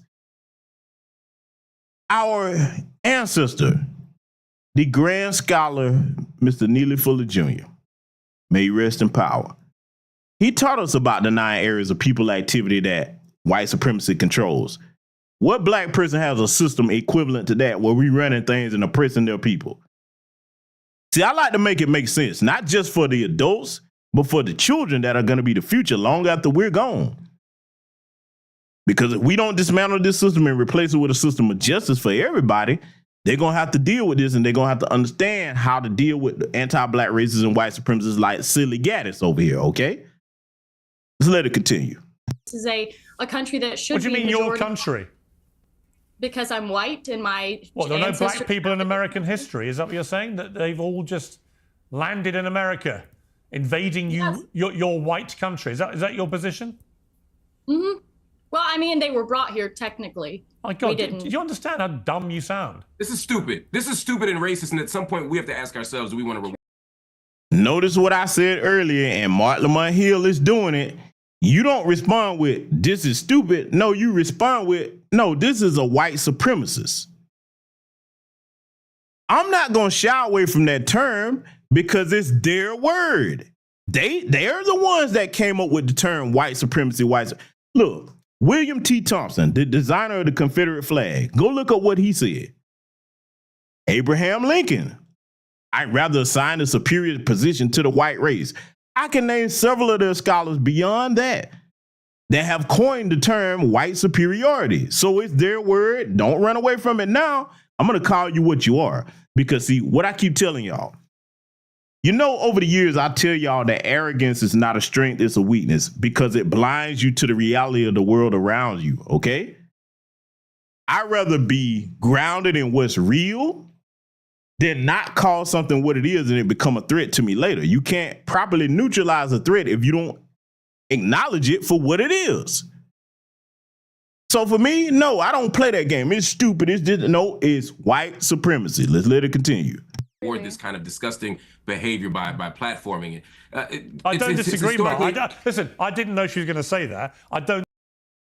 Oh, let me take the chance to deal with something in the chat room because we got to educate some people over here. Okay, we got to educate some people, and I'm saying this in love. So I hope that you know you really understand what I'm about to say to you. Okay, now what is it? Richardson, okay? Because you got a whole lot going on with your name, brother, okay? I'm assuming that's a brother. You said the white racist bitch, there's nothing supreme about them. You might be new here. Let me explain something to you. And I want everybody, because not just you, but I want everybody to understand what I'm about to say to you. Because you might be new to new black media spaces. When we say white supremacy, and we talk about their system being supreme, we're not saying the people are supreme. Now, everybody over here should know that, but you might be new. And I'm going to tell you why that's the correct way to address them as white supremacists. One is their title. Okay, that's what they call themselves. Number two, their system is supreme because there's no other system of oppression globally on the planet like it. Supreme means no higher than. We're talking about the system, not the people. Okay? So I'm not jumping down your throat. What is it? Crit Richardson or whatever your name is. You got a lot going on in that name, fam. But I hope you understand that, right? See, Dr. Francis Chris Wilson talked to us about this. When you're afraid of something and you start trying to call it other things or you start being in denial about your situation, you can't solve the problem. Point out a group of people with a system the equivalent of theirs. And, you know, I've always, you know, because people come into different understandings at different times. I've always questioned And I would like somebody to explain to me, because you're free to do so in this chat room. Explain to me how, when you hear us say white supremacy, or we talk about a system of white supremacy, you immediately think that we're saying that the people are superior over us. Over here on this channel, because you might be new here, you know I definitely don't teach that. Our genetics alone are superior. That's why they seek our organs out when they need organ transplants. So we're not talking about in people sense, okay? I want everybody listening to get that through your head. I don't know where you come from or what have you. And again, I'm saying this out of love. A lot of people get that misconstrued, like we're saying the people are supreme. Their system is supreme because they have no rival. Why do you think it is that when they snap their fingers and tell them African leaders to jump, they all come running over there and summoning them? African leaders can't summon them like that. Why do you think they can place economic sanctions on people around the world, but nobody places sanctions on America? You ever notice that? That's a system of white supremacy and Western supremacy. If you really want to look at all the other European nations that can do that. So please, brother or sister, anybody listening, when you hear us say white supremacy, we are not saying the people themselves are supreme. This is an educational platform. I'm going to need you to keep up. And if not, go down the archives of my channel and get caught up so you can be up to speed. Let's let it continue. I disagree with you. No. Yeah. I'm with you. I don't think you knew ahead of time. I'm saying at this moment, someone who's saying it's technically black people brought up. No, technically Africans were stolen, enslaved, and they built this country. And the idea that you can justify calling a baby the N-word by saying that white people are losing the country is... I don't like what Mark Lamont Hill tried to do there. We were not stolen. We were sold. We got to tell the truth about that. A lot of people look, anytime y'all hear that, especially you over here and you've been a long time subscriber to this channel, you know I talk the accurate history. I got it over on Patreon. And it's about time I go back into that too, to do my part to make sure that people get that right about how we got here. Some of us were already here. Some of us were sold over here, okay? It's a mixture of both. Y'all got to start challenging that when they say we were stolen. No, we were not. That's not what happened in history. We have to stand on truth if we're going to stand on anything, but let's let it continue. Is absurd. It's morally bankrupt, and it's honestly besides the point. I mean, all these these are just distractions from the fact that she wants to justify dehumanizing and even animalizing a small black child. It's disgusting. What is it? Yeah, I never said that. I never said that. No, you may as well have done, because you're just an unashamed. That's the implication of your racist. Let me bring in Myron Gaines, because you've been smirking and laughing. What's funny about any of this? Well, I mean, I find it interesting that you guys want to virtue signal and, wag the finger and say she's a racist and everything else like this. No, she admits she's a racist. Well, let me I'm not wagging a finger at anybody. She's self-identified as a racist. But Myron, with respect, Myron, I don't need to wag a finger when somebody says, yeah, I'm racist. I use the N-word against black people. I don't care. That's a racist. I'm not wagging any finger. I'm not accusing anybody. She is admitting it proudly. Even you can't defend that, surely. Everybody is racist to some degree. The reality is it depends on. That's another thing we got to start challenging too, when people like Myron Gaines, because he got there from white folks. This is just a goofy tether trying to parrot what he heard white supremacists say. But let's deal with this in our community. You have some silly black folks that say, I'm not trying to be racist. I'm like, okay, what system do you have to be racist against anybody? Racism is prejudice plus power. We don't have a system to systematically discriminate against anybody in this country or nowhere on the planet. They don't even have it on the continent of Africa. Oh, yeah, I'm going there. A lot of people are like, well, yes, they can. No, they can't. No, they can't. No, they can't. Because, see, think about it. Even in South Africa right now, where you see that little handful of boys, and boy, they going to get a rude awakening over here. They think they're going to treat us like they treat some of the South African brothers and sisters over there. I love my South African brothers and sisters, the ones of you that are on code. But y'all let them get away way too much. I'm glad they coming over here. The 50 or so of them that came over here, oh, welcome to America. I'm going to give you this one warning. You better make sure that you find some other continental Africans or maybe a few Caribbean people to try that shit with. Because if you try that with foundational Black American freedom, we're going to introduce you real quick to what it means to be in America. Our country. Huh? Oh, I can, boy. Better not let me run one of them, boy, and they think that they back over there in South Africa. Man, look here. But see, a lot of silly black folks will use that terminology. I'm not trying to be racist with you. And again, you like, okay, explain that, because you must not know what racism is. Racism isn't just calling somebody a name. Calling somebody a name has no power to it, okay? Racism is if I think I'm superior to you because of the color of my skin, I can control your political future and harm you politically. I can control your resources and deprive you of economics, okay? I can run freeways through your neighborhoods and displace you, huh? I can just take your land with eminent domain if I want to. See, when you say racism, there's power behind that. That's not just calling somebody a name. See, over here, we get down to education over here. We don't, that's why I'm letting people know, man, don't come over here with stupidity talking about they ain't supreme over me. Okay, well, where's your system that's equivalent or greater to theirs? See, notice when you say that to people that say that stupid stuff, they don't have no intelligent rebuttal because they can't rebut reality. Salute to my good brother Keith B for the cash out. Thank you very much, my good man. They can't rebut reality. See, if you're gonna deal with anything and come up with an accurate solution for it, you got to face it for what it is, all right? And then you have to make sure that when you address it, you're using the proper terminology. So, you know, when the Myron gangs or even people amongst us get to talking about race, I correct people quick on that. I'm like, you don't have the power to be racist towards nobody. Now, we can be bigoted, we can be prejudiced, but that is not the same as being racist, okay? You can call a white person all the names you want from sun up to sundown. You don't have no power over them to do nothing to them in this system of white supremacy that they run. In other words, you can't do to them what they do to us. Now, I want anybody that's, man, they ain't supreme over me. Okay, well, can you do to them what they do to us with impunity? Because until you can do that, yes, their system is supreme. And we're working to dismantle that system to replace it with a system of justice, okay?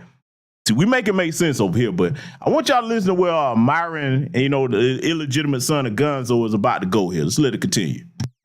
A lot of people want to be politically correct. A lot of people want to sit there and say, I'm not racist at all. We all have biases. We all have stereotypes. We all make jokes. We all are racist to some degree. Now, how racist you are is a whole other situation, but everyone is racist. That's number one. Next thing I want to say, see, I think this Shiloh Hendrix and Metcalf situation is a microcosm of a much bigger problem. And that bigger problem is what I call systemic organization.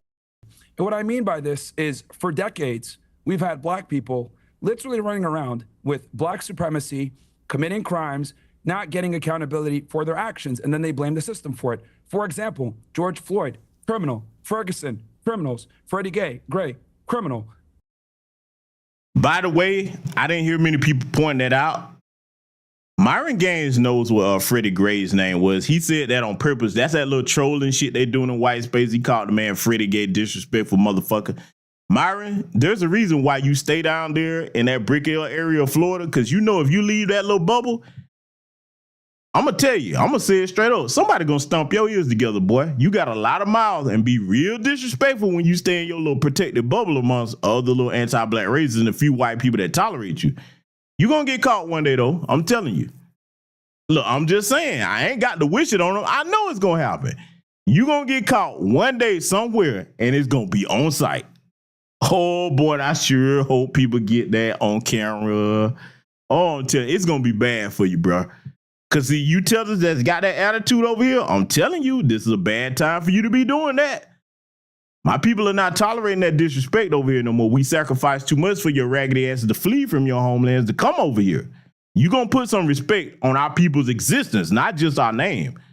Okay? So now you hear the bullshit that he's saying. He's talking about George Floyd, the criminal and all that. Look, I don't give a damn what type of criminal record George Floyd had. That didn't justify what they did to him. Because, like I said, we have to go here.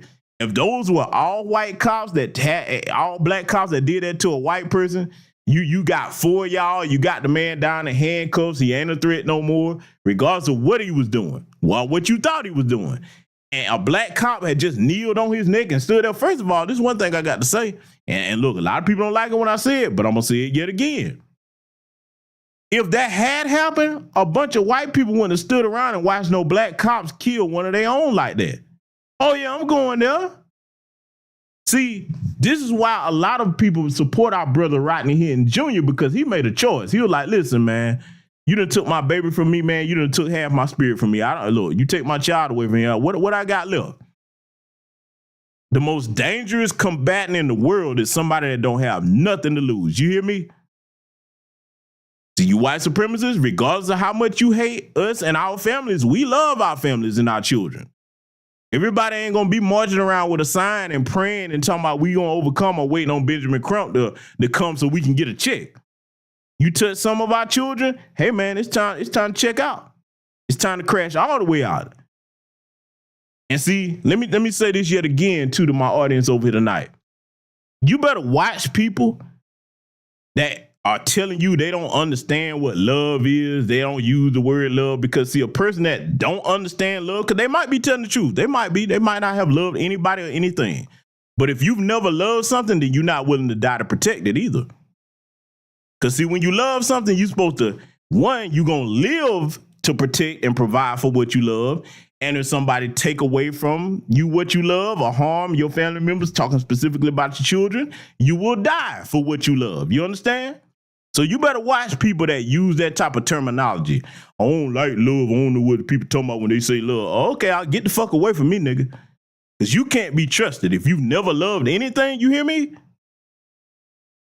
I told you, we going to go someplace here tonight. Let's let it continue. A lot of these people are criminals, and what ends up happening is they challenge the police officer, they get into a physical altercation, things go left, they die, something happens, use of force is utilized, and then they want to cry about the result. When in reality, it's not the police killing black people, it's black people killing black people. And if you want to talk about black on white violence, black people kill white people 2 times as much. And on top, biggest lie ever told. You know why? See, look how goofy he looks sitting up here while I got this steel frame on. Goofy ass. This boy right here, mind is gone. This is the ultimate form of coward right here. Because, see, his own people couldn't even trust him. And, see, that's the thing you don't get, Myron. Them white supremacists whose ass you kissing, they don't trust you like that. Because you wouldn't say that about, even though we're not of your lineage, they're like, well, hell, to them, you still black. They're like, you wouldn't have talked like that about your own people. We damn sure don't trust you. We'll use you, but we can't trust you. But, see, that's the biggest lie ever told. Because if that was true, family, let's just talk reality. If that stat that he said was true, and we were just doing all this violence to white people, we talking whole numbers, not no per capita or none of that, because it's still not true even if you look at that. But if that was true and black people just, oh, there's a white person, get them, this country would look totally different. You would see armed police 24/7 rolling down every street in America if they thought white people were under attack like that in this country from black folks. Huh? Do you really think that if we were just hunting them down like we in a dystopian Mad Max universe, that they wouldn't be out here with MRAPs and everything up and down the streets, hunting down black people and imposing curfews on us nationwide? See, sometimes when people say stupid shit like that, you have to hit them with what I just said. Say, okay, let's look at what you said. If that was actually true, then why don't they act the way that they would if that was the case? Huh? Case in point, to further underscore what I'm saying, look how they react when it's a small thing that happens towards them. Go back to our brother Rodney Henry Jr. situation, because we're going to be dealing with that over here on the channel coming up very soon, too. Go back and look at his situation. And when they was in that courtroom, look how many of them showed up over there. And look, I'm going to say something a lot of people ain't going to like. I don't give a damn which ones of them it was in the courtroom, the black ones. Yeah, because people talking about, well, the black women didn't. No. All them motherfuckers was in there looking at him to intimidate him, okay? I posted over on Patreon about how there's now, with his legal counsel, and I think this is a good move, they've filed a civil rights lawsuit about that, trying to intimidate that brother. Because what they say, well, the justice system ain't perfect. We got to let it play out. Okay, well, you should be letting the justice play out. All of them don't have to be in that courtroom like that for one man. But see, we've said it for years over here in these spaces. The police are the biggest gang in America, and you cowards at that. Because when black people are protesting, you bring your tanks, your MRAPs, you bring your tear gas out, military-grade weapons that I used when I was in the service. You bring all that stuff out for protesters, but on January 6th, when a full-blown insurrection full of majority white people there, only one person discharged his firearm once to defend the Capitol. Our good brother, Officer Byrd. The rest of the white police were letting the people in. Now, had that been a horde of black people storming the Capitol, they would have murdered every one of the black people. They would have brought out weapons a lot of y'all hadn't ever seen before, didn't think existed. Huh? Oh, I'm going here. We gonna go here. If we were attacking these people like that, you would see a response from there that would warrant that. So don't you ever fall for any type of bullshit that this little gonzo nose motherfucker here or anybody else spew like that. Let's let it continue. On top of that, most of the shootings in America, a lot of the times, are white cops killing other unarmed white men. So this whole systemic racism or police brutality or, oh, it's all so messed up. The reality is this. Black people have been able to get away with a ridiculous amount of privilege in America for a very long time. They're able to be racist with impunity. They're able to call white people crackers without being challenged back. And quite frankly, white America. That's not racism. Calling somebody a name and see that's really where that come from. Because see, Myron, you probably don't know what the term cracker actually means. And see, look, this is why I don't use, look, I thank goodness, man, that I grew up with grandparents on both sides of my family, grandfathers and grandmothers, okay? The term cracker isn't an insult. If you really know what the definition of it was, let me educate the Myron Gaines and the rest of these people in here in my chat room that don't know, because it might be some people that don't know the origins of that word. If you call a white person a cracker, you actually giving them a compliment. You know why? Because that's what they used to call the slave master that would beat our ancestors. They used to call them crackers because that's the sound that the whip made. It made a crack when it hit our ancestors' flesh. So if you call them a cracker, that's a compliment. I probably just taught a few people something in here, especially if you're not from the South and you had never really been taught that. See, I study our history deeply. You know, I stay recommending books for y'all to read, things that I have in my home libraries, okay? Things that I read coming up as a child. A lot of the books that I recommend to y'all, man, I had this stuff when I was a kid, man. So I know the history of our people and I know how these people carry themselves towards us, huh? But see, Myron, little goofy ass, he probably didn't know that. And then again, he could have been being obtuse, but either way, calling a white person a name, that's not racism. Now, we had a system to do to them what they do to us. Okay, now that's where your racism would come in. I would have no argument then. Again, and I said to the people that came in here talking about, man, they ain't supreme over nobody. Where's our system to do to them what they do to us? I'll wait, show it to me. Let it continue. America's had enough of it, and the chickens have come to roost. Now, look, am I saying that's awesome? Am I saying that's great? No, but for literally the better part of almost 2 decades since the Obama era, we've had to have BLM and liberalism shoved down our throats, and quite frankly, we're all tired of it. Right, but just to be clear, you would have no problem with one member of this panel openly saying she uses the N-word at black people with impunity and is proud of being a racist. You have no problem with that? My worldview on the... Before Myron continues, let me give a message to any young black men or black women that are listening to this broadcast tonight. I want y'all to pay close attention to what I'm about to tell you, okay? This is very important. When you're talking to somebody and you ask them a direct question and they start indirectly speaking, because if they're talking and they're talking to you, that is an answer, but it's not a direct answer. Let me tell you something that I'm known for over the years. If I'm speaking somewhere on anybody's panel, on my platform, on their platform, and I ask a question, I'm quick to bring you back. I'm like, that's not what I asked you. I asked you a direct answer to my question. Don't start telling me about something that don't have nothing to do with it. See, the reason why you have to point this out is, and I'm speaking specifically to the younger generation that are the future of our people. If you are going to engage in discourse, talking to these degenerates like a Myron Gaines or any white supremacists, your mental faculties have to be very sharp, okay? You have to be very sharp and quick to shut that shit down when people start trying to misdirect the conversation. You bring it back to what you asked them, like, that's not what I asked you about. I didn't ask you about insinuating circumstances, factors. I asked you a direct question and I need a direct answer from it. If you will not answer it, then I'm going to assume whatever it is in response to what you were saying. I'm going to assume, you know what I'm saying, whatever I need to think about it. Okay. You see, that's called controlling the conversation when you're dealing with disingenuous and bad faith arguments and things of that nature. And anytime you're dealing with somebody, you ask a direct question to them and they start deflecting, you better watch that person. You understand? Because everything that they say is not going to be directed towards the truth. It's not. He learned that shit from them white supremacists he been hanging around, by the way, too. And see, that's something you got to notice about. Tell the class they mimic and emulate the white supremacists that stomp the shit out their people in their homeland. See, if you really look at Myron Gaines and you know, the Candace Owens and people like that come over here, you got all the smoke for Foundation of Black American Freedom, but we didn't do nothing to you in your countries. You don't have no smoke for the people that devastated your homeland, but oh, you all got plenty of smoke for us. Do you know how much of a coward? Let me tell you what that is, because I've given this analogy before I let Myron start his bullshit. When you come over here as a member of the tether class and you start running down on my lineage and my people being disrespectful towards us, we ain't never done you nothing in your countries, that's the equivalent of if you get punched in the face and you get knocked down and you see who hit you, then you get up, instead of dealing with the person that punched you, you go run around the corner and sock somebody that don't even know nothing about why you hitting them. That's a coward, man. But I expect no less when you deal with a flea bag that don't go back to their home country and try to make none of it. Let's let it continue. Protection of the First Amendment and freedom of speech overrides my personal feelings. She has the right to say That's fine. it. You can support the First Amendment, but you can also have a personal view about what she said. My feelings are irrelevant. The Constitution is the Constitution. That's what matters. Oh, that's fascinating. Hold on.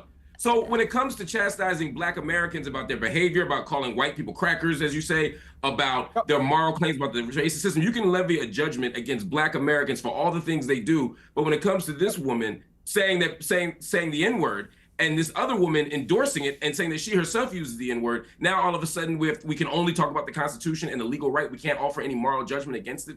That's disingenuous. And it's as the only Black American up here, that's quite frustrating to hear. Here's the thing.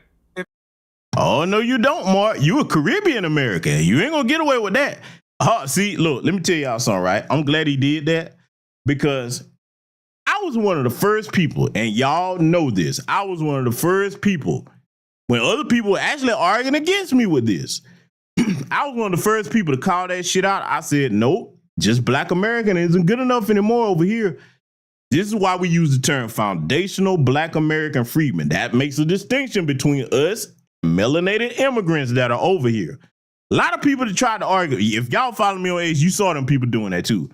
Man, you reaching, you don't know what you. I said, okay, time going to, and look, now, look, I laugh at it, but I look at a lot of people with larger platforms in mind that now they change their tune and they start talking like me. I'm like, yeah, you should have been jumped on that bandwagon. Because I'm not telling you something to wag my finger at you or say I told you so. If I say something, I'm calling it out because I see it for a reason. I'm like, and I give you a reason behind it. I told people, a lot of them, they just say the hell with their homeland. And see, watch this. Here's the schizophrenia behind that. If you're so proud of where you from, your homeland, why would you not say I'm Caribbean American, I'm Nigerian American, I'm Ghanaian American? Because that's who you are. There's no shame in that. You should be proud of who you are and where you're from. They get over here, I'm Black American. Okay, but where your family from? And get offended too when you ask, why are you asking me that? I mean, well, shit. I mean, if you ask me where I'm from, I'm going to tell you. I'm a foundational Black American freedman man from Atlanta, Georgia. My family, I have family all over this country, man, from Texas. Okay, I got family up in Philadelphia. I got family, man, all over the place. Okay, North Carolina, South Carolina. I got family in Florida. Got family in California. You ask me, I'll tell you where my family from. But yet they'll claim they got such pride about that. But yeah, I had to call them out. No, Mark, you Caribbean American. That's exactly what you are, per your own words. Let's let it continue. If you want to be soft and get offended by that, that's your fucking problem, not mine. Let me ask Ricky. We're not even. Let me ask Ricky. Ricky, this isn't about being soft any more than when you were desperately saving these white people. Hold on. This sensitive nature that you have is precisely why we have this problem. It's not about being sensitive. It's about I didn't articulate. Hold on. Let me finish. And see, this is the sad part right here, man.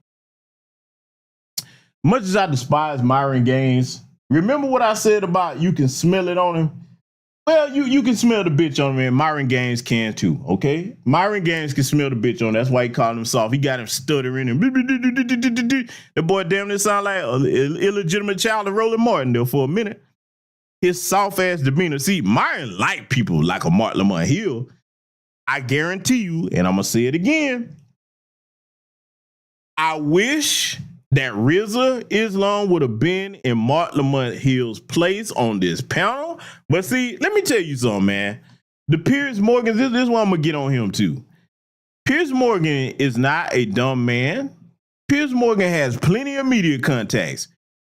He could have reached out to somebody like Brother RZA is on, but they won't do that. You ever notice that when they hold these panels, they don't put competent black men up there like our good brother Greg Marcel Dixon? You know what I'm saying? Look, they used to put our brother Tariq Nasheed on some of these platforms, but once they saw how he was going to always bring it, they're like, oh, no, we don't want people like that up there. Look, they don't put qualified brothers and sisters. Look, I'm going to name some of the younger generation beyond RZA that I would like to have seen in this panel. Our good brother Black Alpha Network, huh? Our good brother Afro Elite, Dewan B, my brother Raheem Shabazz, huh? Oh, there's plenty of foundational Black American freedmen men that they could have put up there besides Mark Lamont Hill, huh? Look, I know Fox definitely can reach out to Brother Dewan B. He's been on that platform. Piers Morgan could get in touch with Brother Dewan B if he wanted to. And for a lot of people that, man, they don't know who they are. Yes, the hell they do. Let me tell y'all something. They know who all of us are over here, whether you got a large platform or a small one. I can show y'all emails to let you know, they know who we are. Look, they're watching our channels. In case in point, in case anybody doesn't believe that, where you think they started getting this terminology that they've been using from? Case in point, I'll give you an example before we let this continue.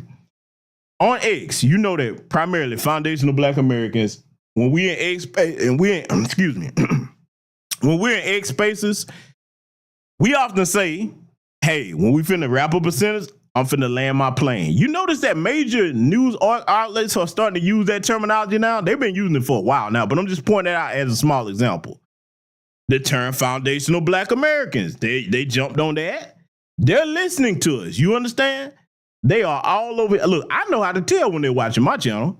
Oh, yes, I've known that for a while. In my analytics, I know exactly where to go to see. Huh?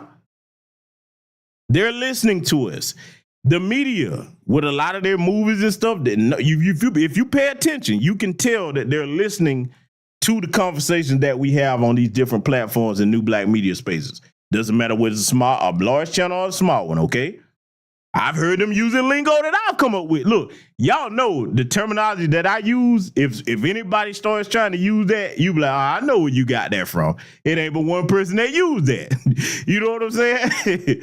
For example, case in point, the term Latino. I came up with that.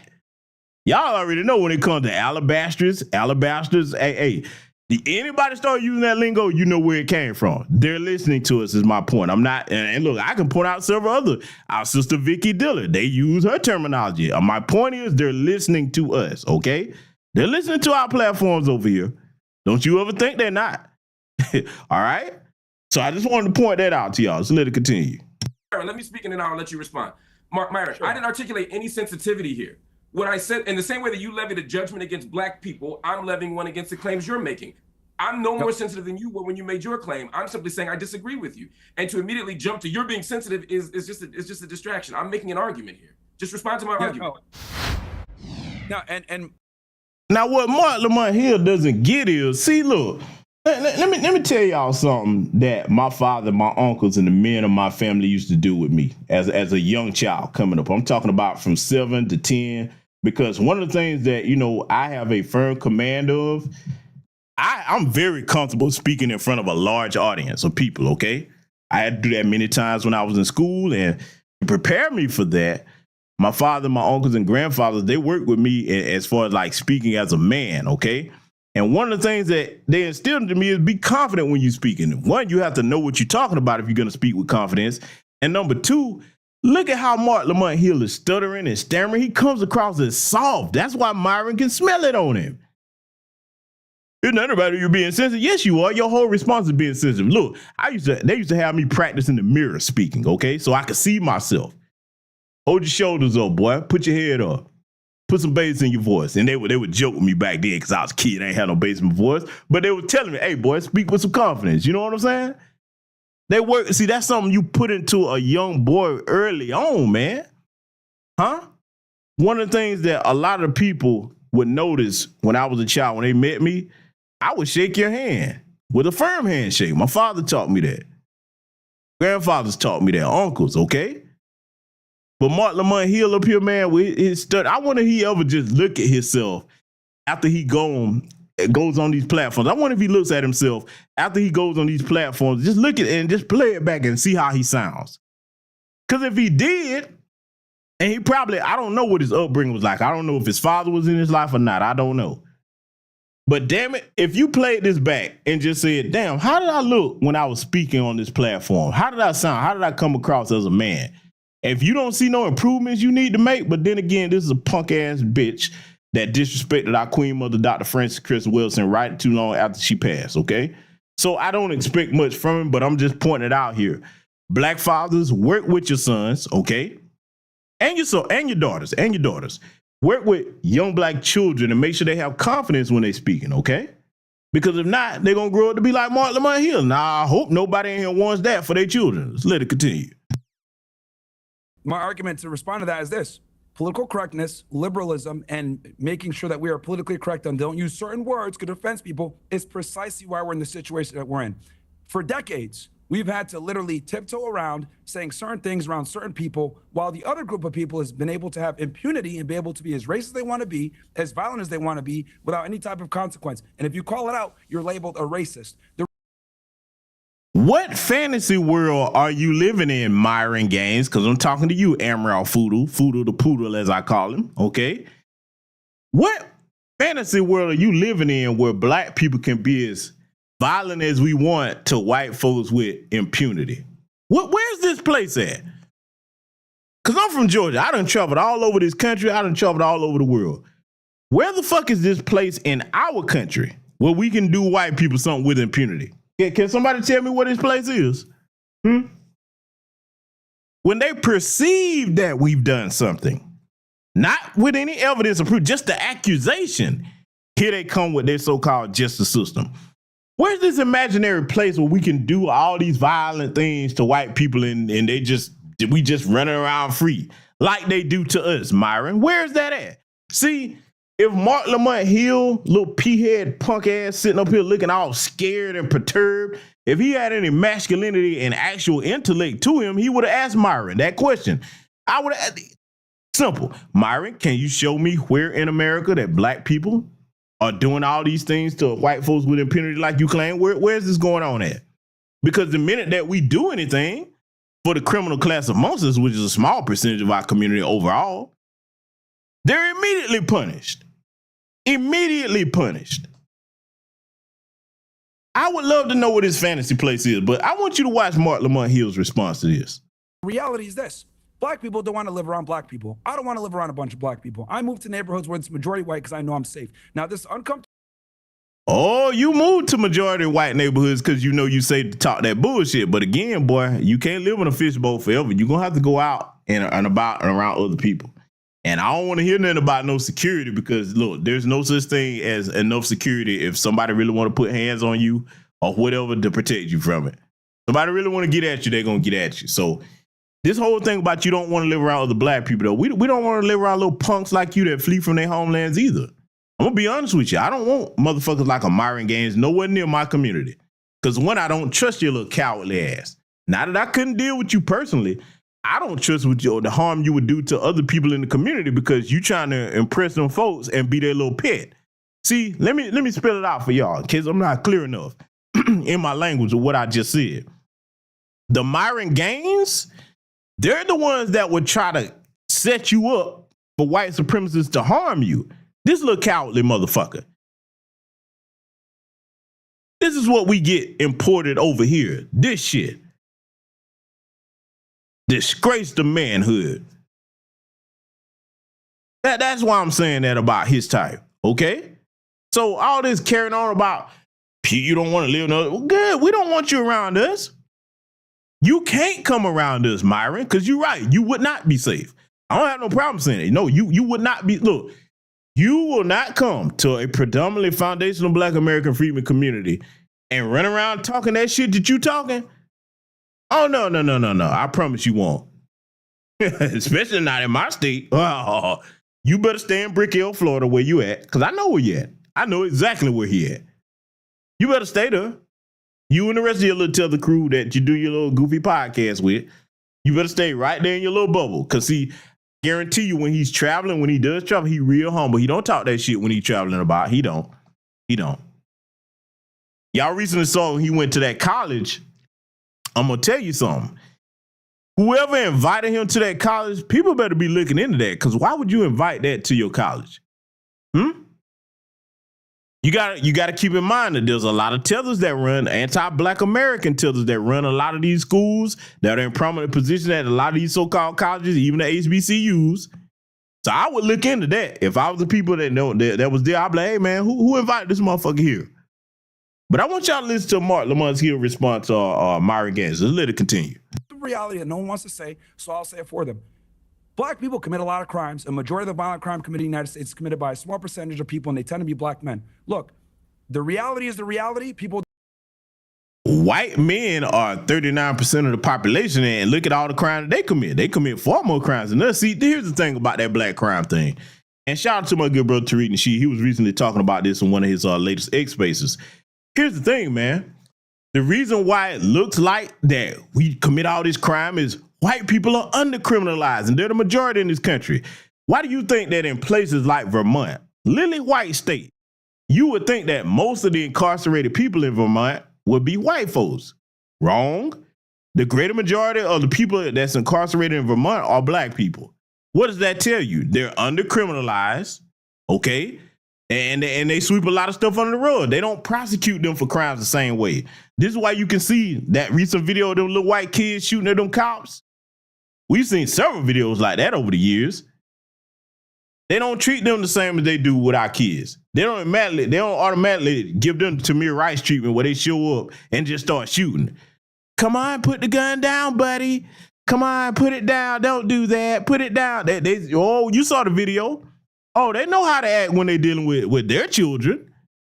Because they know right now, hey, killing a white child in this society with them birth rates is low, as low as they are, down there about below replacement level, they know the optics of how that will look. So they're going to always treat their children different versus Tamir Rice or any other young black child. And see, that's the other thing too. Y'all going to have conversations, hopefully with your teenage sons and daughters out here about, this thing where, first of all, let me go here before I make that statement. Due to my upbringing, I don't fear the police. I'm aware of what these race soldiers do, but they can't make me afraid. Oh my God, there they go. I don't know, hell no, I don't have that reaction. I'm a taxpaying American citizen, and I'm not gonna walk around and fear these motherfuckers. So there's never been a situation in my lifetime where I'm gonna take off running from them. Because you know why? Not only am I not committing any crime, but regardless of how racist they are, I already know that if you did run, the greater majority of them are race soldiers. So whether you have a gun or not, they're going to say that and just shoot you in your back. You're going to have to start having these conversations with your black children. Because, see, that's the thing. That's a pattern. He's got a gun. He's got a gun. Free kill. Gun nowhere around or nowhere on the white or on the black child. If they run, they just, shoot him and say he got a gun. That's the pattern. Keep teaching y'all pattern recognition. You better have this conversation with your children out here. That I'm gonna run from the police because it's fun shit. Nah, For the ones of them that doing it, because some of these young children, they don't know any better if they're not taught. And that's the fault of the parents. If you got a black child that's out here that thinking that that's what it's cool to do, or if they hanging with knuckleheads that do think that's cool, you better get your children away from them. You better get your children away from them, because all they're going to do is tell that lie like the black children running away had a gun, so they just had to kill them. Now, you go back and look at Uvalde, Texas down there, them fucking cowards sitting out there outside that school while them babies in there being massacred. It took one Texas Ranger to go in there by himself and put that threat down. That's why I say they're the biggest cowardly gang in America. So you better have that conversation with your children. But I want y'all to listen to how Mark Lamont Hills is going to respond to it. Let's get back to it.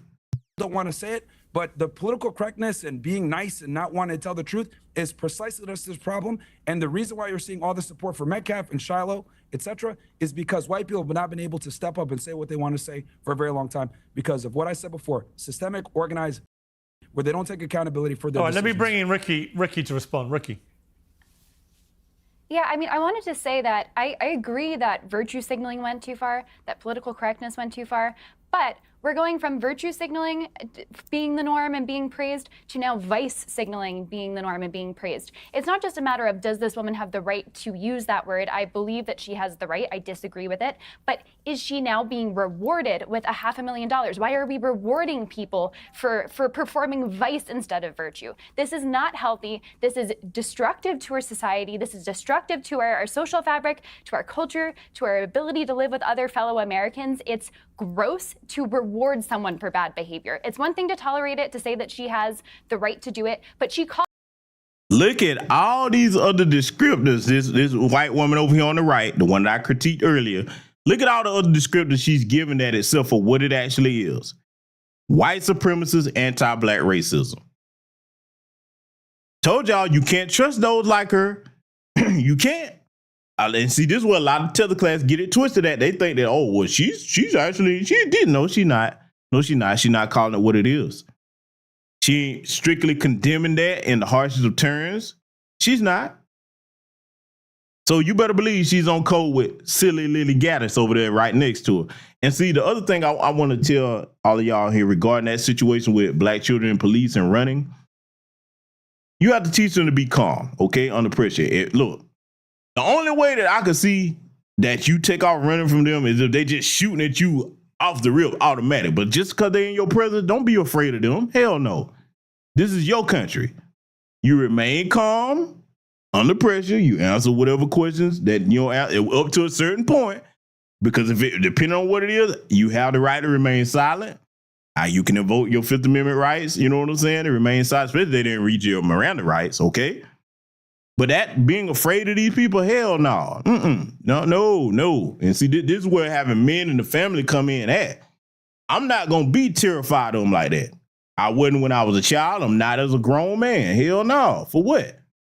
I don't care whether you stop me or have to ask questions. I'm not in a perpetual state of fear. Because, look, especially if their weapon are not drawn, what you afraid of? Those are men. Cowardly, punk-ass men. I just refuse. I mean, that's just something in me. I can't do it, man. I can't do it. Are we aware of the realities of what they do? Sure, but I'm not going to be terrified and petrified on because that's what they want. Y'all better understand. Go back and read that Willie Lynch letter, whether you think it's real or not. Their whole system is designed to invoke fear in us. This is why they shitting bricks now about Rodney Hinton Jr. Because Rodney Hinton Jr. was not afraid of these motherfuckers. They took his child from him and he was like, okay, equivalent exchange. You take something from me, I'm going to take something from you. And trust me, I'm going to get into that later because I got that broadcast coming up here on the channel as well. I'm going to make a lot of white folks mad with that, but we're going to tell the truth about it. But again, make sure you teaching your children you don't be afraid of these race soldiers out here. They ain't nothing to be afraid of. They're the biggest cowards on the planet. Let's let it continue. An autistic 5-year-old the N-word. Like, I'm sorry, but I feel like we're kind of like missing the point in the actual context. You can say that it's part of this bigger meta story of black and white America, but it actually is just like a short little clip, and you don't even know the context of it, and it's actually gross. And if we can't just say that it's gross and bad, then I don't really know where we are. Well, I think it's interesting to me that Lily Gaddis, you retweeted Nick Fuentes, the white supremacist, by saying he said black people just raised $500,000 for a cold-blooded killer who stabbed a white teenager to death. So I don't want to hear one word about the Shiloh Hendrix fundraiser. Either everyone gets to be tribal or nobody does. Why would you retweet that? Because I agree with it. Because we have to fight fire with fire. I mean, at some point, why are nobody does? Why are Jewish people allowed to be tribal? Why are black people allowed to be tribal? But as soon as white people stand up for themselves, we're labeled a racist. And by the way, you call people racist. See, that's something else I have a problem with. And Piers Morgan can run this platform however he see fit. But the minute that she started talking about it's the Jews, I'm like, we're not talking about Jewish people. Jewish people are white in this country, okay? Let's cut the bullshit. Jewish people are white in this country. It don't matter what you believe they are historically or whatever. In this country, they're classified as white. There's no difference between the two just because they choose a different religion. Okay? So that it's the Jews crap. I would have shut that bullshit down if I was pure. I don't bring up nothing about no Jews. We're not talking about Jews in this conversation. And notice how when she started speaking, this is something else how you can tell a tether or a sample from any lineage. When that white woman started speaking, notice Myron started trying to speak for her. See, a lot of people think I'll just be being hyperbolic when I say that they act like pets. He think it's his job to, like a little poodle, jump out in front of her and start barking. Let that white woman speak for herself, boy. Yeah, y'all, I hope y'all caught that. He caught himself because, see, look, man, I don't know what the Sudanese people think of this boy Myron Gaines here, but they should be embarrassed. This is pathetic. If you know the history of what was done to that country by them folk, man, never mind the Arabs. We talking about the white people history. Man, boy, I could do a whole broadcast on that. A lot of people don't know that history. I know it. Myron knows it. Embarrassing. And again, notice the white woman on the right. She's not really gonna strongly rebut Lily Gaddis with all this shit she's about to say. She ain't gonna give her no hard pushback, because I guarantee you, after this over, them bitches probably met up if they was in the same city, man, and had coffee or lunch date or something. Y'all better recognize that good cop, bad cop shit when you see it. Let it continue. When you want them to stop talking about things. No, I called you a racist because you admitted you were a racist. Hang on. I called, just to be clear, I called you a racist because you openly, proudly admitted you're a racist. So it wasn't a question of exposing you or pointing my finger or trying to get this out of you. You proudly sat there, bold as brass, and said, yeah, I use the N-word all the time against black people. I'm a racist and I'm proud of it. That's what you did. Racism is just having a preference. I prefer not to live around black people. I prefer not to live in a country where white people in our country are disproportionately attacked by black people. Where in my country, you can have an Austin Metcalf where he asks a guy to leave and he gets stabbed in the heart. I prefer that. That's a preference. Now, what a real racist is, in my opinion, is seeing someone as less human. I'm a Christian. I believe everyone's created in God's image. So I don't see anyone as... I'm so glad she said that. Y'all see why I say I don't want them censored? I'm so glad she said that. I'm so glad she said it. And this is why I want her free to keep saying it. This bitch, anybody that's familiar with her social media presence, run around N-word this, N-word that, N-word this, don't even live nowhere around black people. Probably ain't never really had many interactions with black people. N-word this, N-word that. And will sit up here on this platform and tell you she's a Christian. See, look. Let me talk to my overly religious black folks, and especially if you're a continental African or Caribbean person. Let me talk to y'all for a minute. You better understand that when they say Christian, it don't mean the same thing that you think it means. Oh, no, it doesn't. They are not serving the same God as you and I, okay? The term Christian to them means, okay, I can claim that word, but I can treat people as less than human, regardless of what she just said out her mouth.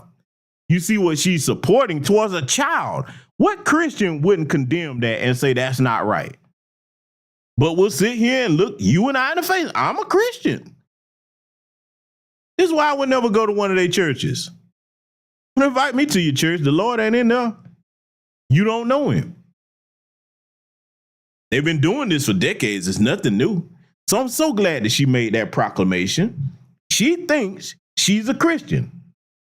No, you the spawn of Satan. That's what you are. Let's let it continue. Less human, but that doesn't mean I'm not allowed to have a preference and say, I don't like what happens to be coming out of this community or that community. How is that a bad thing? How is that not just a preference? Because you've literally made black people sound lesser humans. You don't want to live around them. You want to use the N-word in relation to them, a word that you know causes that community.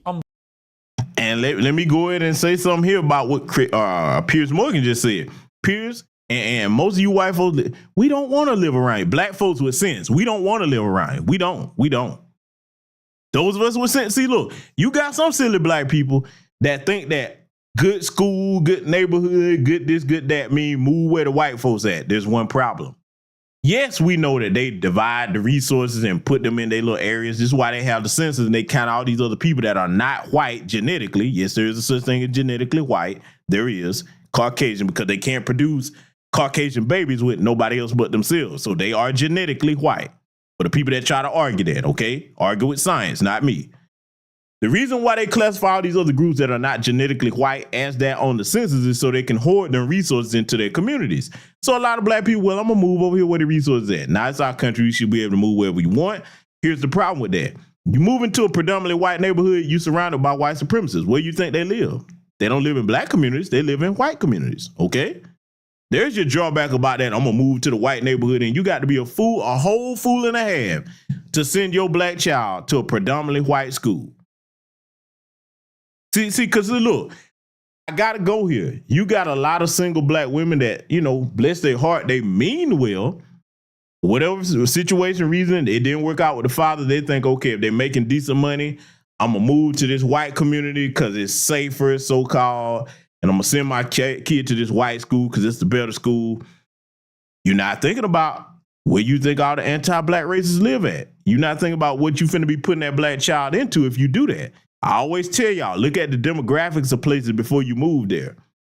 If our population is in the single digits, you better rethink that if you got children, because you finna put them through hell. If the greater majority, look, see, it can be the other way around for them folks. They can move in our community. We don't do their people nothing. No more than what average children do. You know what I'm saying? Because they always try to make a big deal out of children being children in school. But as far as like our people trying to harm them and their kids and their families or whatever, we don't do that. They move amongst us. As long as they don't do anything to us and our children. They're safe around us. We're not safe around them is my point. Let's let it continue. Believable Is that my offense. fault? Is that my fault? If they have bad behavior, if they want to act in a certain way, if I have to cross the street and be afraid that maybe because of the crime statistics that are very real, by the way, is that my fault or is that their fault for having bad behavior? Bitch, really?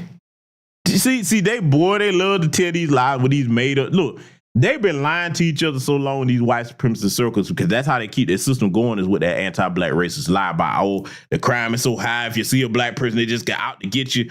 Bitch, to be honest with you, to tell the truth, with the way their words and their tears have power, black people should be the ones crossing the street when we see them. We shouldn't want to be nowhere around their asses because they can make up a lie and say anything happened and they don't have to have no proof in their society to just accuse us of something. We automatically guilty until proven innocent. So to be honest with you, if we really looking at reality, it should be black folks be like, hey man, hey, I don't want nothing to do with their asses. I'm gonna be honest with you. I try to have as little communication and contact with them as possible. Yes, here in this country, you're gonna have to deal with them from time to time, but that's not something I seek to do. I don't go out my way to do it, especially if we're not doing business or producing justice together. Oh, no. Mm-mm. You go to your community, I go to mine. I don't have no desire to be around them. I'm not curious about what they got going on. I don't want them inviting me to nothing. Nope. Doesn't mean I hate you. I just understand what your community is about. And I don't want to put myself in a position, because look, you might get invited to something and it might be some of them at the function or whatever that ain't like that. But see, anytime you go somewhere where we're the minority and they the majority, I guarantee you, before that, whatever that event or function, one of them gonna have to try it. They can't help it. They got to do it. Especially if it's something where there's alcohol involved. Oh yeah. Oh, that liquid courage, boy. That's the only way they get it, the type of courage. They got to get drunk to do something, huh? So for me, everybody make up their own decision, their own mind on that. I do not willingly put myself amongst them people like that. So all this, I don't live around black people. Good, bitch. We don't want you around us anyway. Because when you come to our communities, you bring your bad habits around with you to our communities. Yeah, that's a conversation they really don't want to have. Let's let it continue. That's mind-boggling to me for multiple reasons. I mean, we're talking about bad behavior. You know, we've never lynched you. We've never enslaved you. We've never done any of the deep-seated structural forms of injustice to white people that white people have done to black people. And yet, to claim some kind of moral superiority in the midst of, and again, in the context of a conversation where a white woman is calling a 5-year-old autistic child the N-word, and we're talking about black people's bad behavior, this is absurd. And the idea of fighting fire with fire, again, is a dishonest argument. Just to take us back to the point here, the people who are supporting Carmelo Anthony's campaign believe that he was wrongfully charged and they're trying to get him legal defense.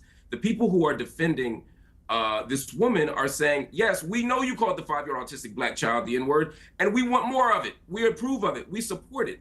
These are not the same thing. And it's bonkers to me that we couldn't all stand and say, hey, it is wrong to call a 5-year-old autistic Black child the N-word. I mean, Myron, let me just ask you that question. I think this is a yes or no question. See, I wouldn't have been, and look at how Mark Lamont Hill is sitting here looking, man. Just pathetic, man. But I wouldn't have asked, was it wrong? I wouldn't have asked nothing. I would have said it's evil to do that. See, there's a difference between asking a question and making a statement. I would have said it is evil. You are an evil, demonic coward if you calling a little Black child that word. An autistic Black child, they have no shame. See, this is why I tell y'all, don't be afraid of these people. I don't care what their position is. What are you afraid of these cowards for? Everything they do is underhanded. They have to sneak, and the only way they have any courage is if they have large numbers, okay, if they're with a minority situation, or they got some type of weapons. And look, this is why I go back and say it again. The race soldiers, the police, so-called police, are the biggest gang in America. This is exactly why Rodney Henry Jr. did what he did. Hey, you say you're a blue line, a blue wall, okay. And hey, sometimes, you know what I'm saying, everybody got to suffer the consequences. You're not going to keep running around here killing Black children with impunity like that. Everybody's not going to put up with it. So let it continue. Correct me if I'm wrong. Do you think the woman was wrong to do what she did to that child in that park? I don't approve of that. But what I will say is that it's very important to understand the entire context of what led us to this position. Because again, Metcalf and Hendrix is a microcosm of a much larger problem. Earlier, we were talking about tribalism when you were mentioning Nick Fuentes' tweet. Look how Myron Gaines is trying to conflate two things that don't have nothing to do with each other. Mark Lamont Hill asked you if you condemn that. He said, I don't agree with that. But then you started a butt and started trying to compare that. Them two situations don't have nothing to do with each other. Let's just go ahead and break that down right now. Those two situations do not have anything to do with each other. Claiming that white people are supporting her because of what happened. No, you would have did that regardless. You know how we know? What did they do when Daniel Penny killed our brother up there in New York, huh? What did they do when he killed Jordan Neely? They turned Daniel Penny into a millionaire for killing a homeless, hungry Black man on a train that was yelling. Didn't touch nobody, didn't have a weapon, didn't threaten nobody. He snuck up behind him with two other people that were tethers, by the way, and choked this man to death. And they turned him into a millionaire. What was their excuse then? What was their excuse when they were supporting Kyle Rittenhouse, huh? So I'm one of the people that no, they're not going to try to use that, well, it's because they're supporting Carmelo Anthony and his self-defense trial. No. See, you better learn how not to let these people gaslight you with that type of bullshit. Because they're doing that because that's who they are. And that's what they think is right. Towards Black children anyway. Now, if you do anything to their children, oh boy. Because see, again, put this in your head. If that would have been a Black woman reacting that way to a little white child, calling them all types of nasty names and things of that nature, boy, they would have a fit. They would lose their damn mind. She would be called all types of N-words and evil this. Oh, they would have been trying to lock her up. She wouldn't be free. She wouldn't be able to put up no gifts and go and get hundreds of thousands of dollars. Oh, no. And then, like I said, to our women's credit, most of our women wouldn't even want to do that towards nobody's child. If it was some type of issue, at best, Black women would take their children, their stuff, and leave that area before they would do that to any one of your children. The only exception would be if that child did something to her children. Now, then that's a different conversation, and rightly so. But that's the point I want to make here. Let's let it continue. Here's the thing. Black people could be as tribal as they want to be. You have people like Tariq Nasheed, Dr. Umar Johnson running around about Black power and marry Black women and keep it in the hood and all this other stuff. But if white people assemble and...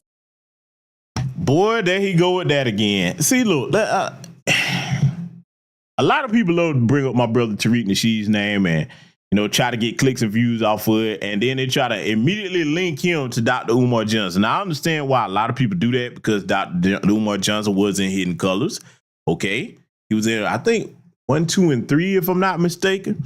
But a lot of people just automatically link them together as if they have the same belief system, and they do not.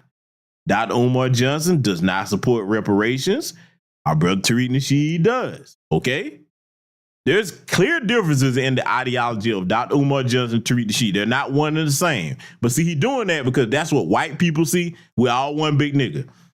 If you pay any attention to the belief systems of both of those gentlemen that he mentioned, Dr. Umar Johnson is a staunch Pan-Africanist. He's never been, afraid to admit that or say it. Brother Tariq Nasheed is not and has never been, contrary to what some people keep saying. See, when you've been in these spaces as long as I have, okay, you've done things on and offline and worked in different capacities in the community, you understand exactly who all these people are and what their beliefs are, whether you agree with them or disagree with them. Myron isn't a part of our community, so he doesn't know that. But I know why he look. Let's go ahead and keep it a buck. The reason why you keep mentioning Brother Tariq's name is he mad because he got his ass whooped. Him and his buddy Sneeko and all the rest of them in that damn debate. Really, it was a massacre because they got people. Look, I think what it is with my brother Tariq, a lot of people will look at him as because he's funny, and they underestimate that the brother has a scholarship side to him as well. That's very thorough. Okay. Why do you think the man put out several documentaries with some of our best scholars in there, and he pay attention to the parts when he's speaking in the documentaries? I don't care whether it's 1804, any of the Hidden Color series, Buck Breaking. People try to, y'all better quit selling that man short because see, look, there's a lot of people do that a lot, especially with people from the South because of the way we talk, our slower cadence of speaking, and you underestimate our intellectual capacity. I think a lot of people would do that with Brother Tariq as well because he's very funny, genuinely funny, okay? But a lot of people forget that he can turn that funny off and get just as serious about history, anti-black racism, politics, economics, whatever you want to name, okay? So Myron, look, man, if you want to debate the brother, you done heard what he said, man. Get your money up. And it's going to keep going up each time you keep asking. Because you think you slick, Myron. You want to hold that debate on one of your platforms. Let me deal with this for a minute before we get back to this. You want to hold that debate, the so-called rematch, against Brother Tariq on your platforms because you know all the money that was generating. Y'all hurting for money now. You know you're still demonetized over there on YouTube. You got to be over there on Rumble getting a little chump change you're getting. And I'm not pocket watching. I'm just stating this as a matter of fact. Okay? You're hurting for money. You're hemorrhaging money, actually. Okay? I guess your little incel crowd ain't buying your little goofy ass courses. Hey, you going to Myron Gaines to teach you how to talk to women, boy. Your father failed you in your life. He had to fail.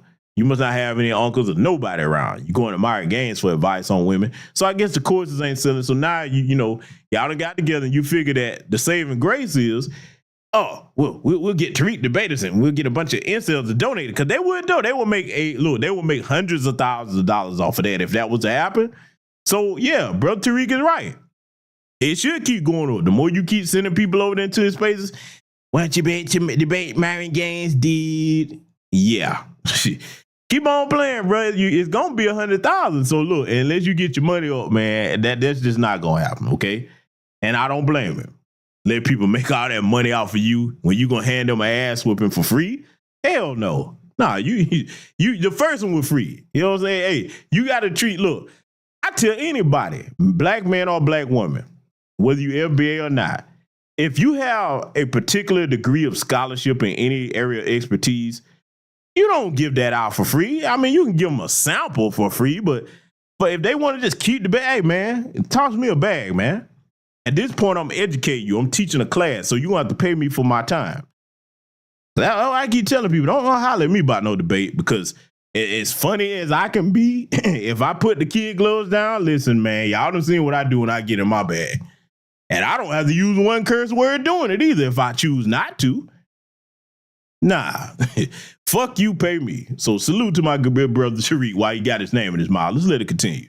Say, you know what, white power, we need to keep our nation white. They're immediately ostracized and labeled as supremacists, and they get banned off every single platform. I find that interesting. And matter of fact, you went ahead and you mentioned... Isn't that the same thing? No, actually it is the same thing because here's the problem with black people. No, it's not. Hold on, let me finish this.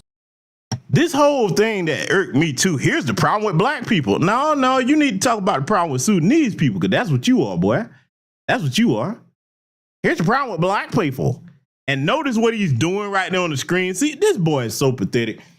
Before I point it out, how many of y'all see what Myron Gaines is doing on the screen right there? Because that's deliberate, by the way, because y'all be thinking that, like I pointed out, what he called Freddie Gray, Freddie Gay, that was deliberate. He didn't do that as an accident. You see what he's doing right there on the screen? Because see, let me talk to y'all about the Myron Gaines and the Sneakos when they get on these platforms. When they get on these platforms, man, let me tell you something, dude. They do little things to signal to their audience that they be done told that they're going to be on the platform. And that's just kind of their little wink and they nod to their audience. Y'all see throwing up that white supremacist okay symbol, right? That's not an accident. Myron, as goofy as he is, that was deliberate. Okay, that's not an accident. They do that to communicate to their little troll audience, all right? See, this, why you think I don't have them on my platform? Because look, to me, the reason why I don't have them on any X space or any discourse and hold no conversation with them for the most part on anything I have, one, you contaminate the discourse when you come over there because you're really not up to any intellectual level to debate me or have no discourse with any black person over on my platforms. So that's why I don't talk to them. Now, it's funny to listen to and get clowned in other spaces, but they'll never be on my platform. I don't have nothing to say to them. For what? It's certain things they want to talk. It's not up for debate. I have nothing to debate you on at all. And you couldn't keep up if I did. So I just wanted to point that out. Did y'all see you doing a little okay symbol there? I watch everything. That's a part of my nature, man. I study body language. I notice the things that they say. I recognize the terminology they use, where they're getting it from, what purpose they're using it for. I watch everything. I try to do my best to teach y'all the same. Let's let it continue. Black people practice the very racism they cry about. You guys can gather together and say Black Lives Matter, Black Power, but if white people get together and say white power gather together, they're considered white supremacists and they get banned off every single platform. Why is that Jared Taylor and Nick Fuentes are banned off every platform for practicing white nationalism, but black people are allowed to stand every single platform getting interviews on a Breakfast Club? Explain that to me. There's a two-tier situation here where black people are able to benefit off of being racist while whites are not. And what we're dealing with right now in America is literally a backlash to Notice Mont Hill punk ass sitting on here nodding as if he's in agreement with what Myron is saying. See, I keep telling y'all, man, just because somebody has a degree, that doesn't mean that they're intelligent, okay? You better understand it. Just because somebody has professor in front of their name or have a degree or what have you, come from like the halls of academia, that doesn't mean they're intelligent, okay? It doesn't. Because there's no way he would be nodding in agreement. I mean, like, even if you would just listen to what he was saying so you could give an intelligent rebuttal, what's with the nodding as if you agree with what he's saying? Because none of that is in good faith. None of that is true. There's no two-tier or nothing. Watch this. Let's just talk real. Do black people control the majority of television networks and radio broadcast systems in America? Let's just start with the media, huh? Do we control that? Do we control it? Simple question. This is what you should ask him. Where's this system that he keeps purporting to exist? Show me, Myron. I would be like, show me this imaginary system where black people just do all these things to white people with no consequence, whatever, as he's saying, with impunity. Where is it? Because I have not seen it yet. I have not seen it yet at all. Let it continue. This black supremacy has been able to run around unchecked for a long time, and no one has the balls to call it out. Here's the other thing I want to say. Everyone's flipping out over Shiloh Hendrix is saying the N-word. Hey, can I respond to the point you just made, though? No, hold on. Nobody flipped out like this when the United States was getting destroyed in 2020 because of black protests destroying every liberal city in America. So I don't want to hear it about, she made $100,000 because she said the N-word. Who cares? They destroyed billions of dollars of structure because someone got killed who was a criminal. That's the problem in America. You guys get a privilege that no one else gets to enjoy. You could be racist. Okay. All right, I have to hang on. I've got to hold it there. We've got another guest joining us. Mark, I'll come back to you to respond to that in a moment. But we've been joined now by Jacob Wells. He's the Christian founder of the Give. Now, this is the part that I want to get to right here. Let me introduce my audience to who this is, okay? This is the founder of the Give, Send, Go platform, right? Yeah, this is the founder of the Give, Send, Go platform right here, okay? I want y'all to listen to what he's about to say. See, look, again, this is why I tell a lot of people, and I primarily try to tell this to our sisters, okay? Not to pick on our sisters, But a lot of sisters, oh, I wish they wouldn't say that. Oh, we need to get their pages took down. And I'm like, no, sister. No, you don't. No, you don't. See, the reason why you don't want Confederate statues taken down, why you don't want them censored off no platform, to be honest with you, not only do you need to see what they're dealing with, we need our children to see this is the world that you live in today. This is the world that you live in today.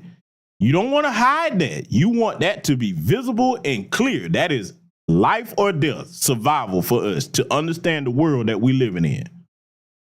I like that he had this conversation with this man. Oh, y'all, this is very important.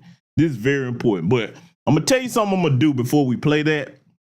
I want to play this again for the brothers and sisters in Atlanta that are, if you don't know, our brother Raheem Shabazz is holding a book signing. I'm going to play his advertisement real quick. And I want y'all to check this out. Then we're going to come back and get right to it. Because, boy, we really going to break this conversation down as soon as we get back here. Hey, it's Raheem Shabazz, and I'm going to be at Nubian Bookstore in Morrow, Georgia. Join me for an unforgettable book signing and meet and greet. It's your chance to grab your signed copy, snap a photo, and share some great conversations. This Saturday, May 29th from 2 p.m. to 6 p.m., Nubian Bookstore. I can't wait to meet you there. Yes, ladies and gentlemen, in the Atlanta area, you can get your copy of Radical Hope in the 21st Century by our good brother Raheem Shabazz. Very good book. I have it myself. I'm still reading it myself. I'm about halfway through it. Very good information, that book. And for those that don't know, that might have just come in, Raheem Shabazz is an acclaimed documentary filmmaker of the Elementary Genocide series 1, 2, and 3. I strongly suggest all Black parents pick that up. And again, I'm going to be asking the brother if he's going to have any copies of his DVDs at the book signing on May 29th coming up. But now, ladies and gentlemen, we're going to get back to dealing with this right here because, see, remember what I told y'all about their definition of Christianity? Well, this right here is going to confirm everything I'm talking about. I'm going to let this play for a good minute before I start going in on it. Let's let it continue.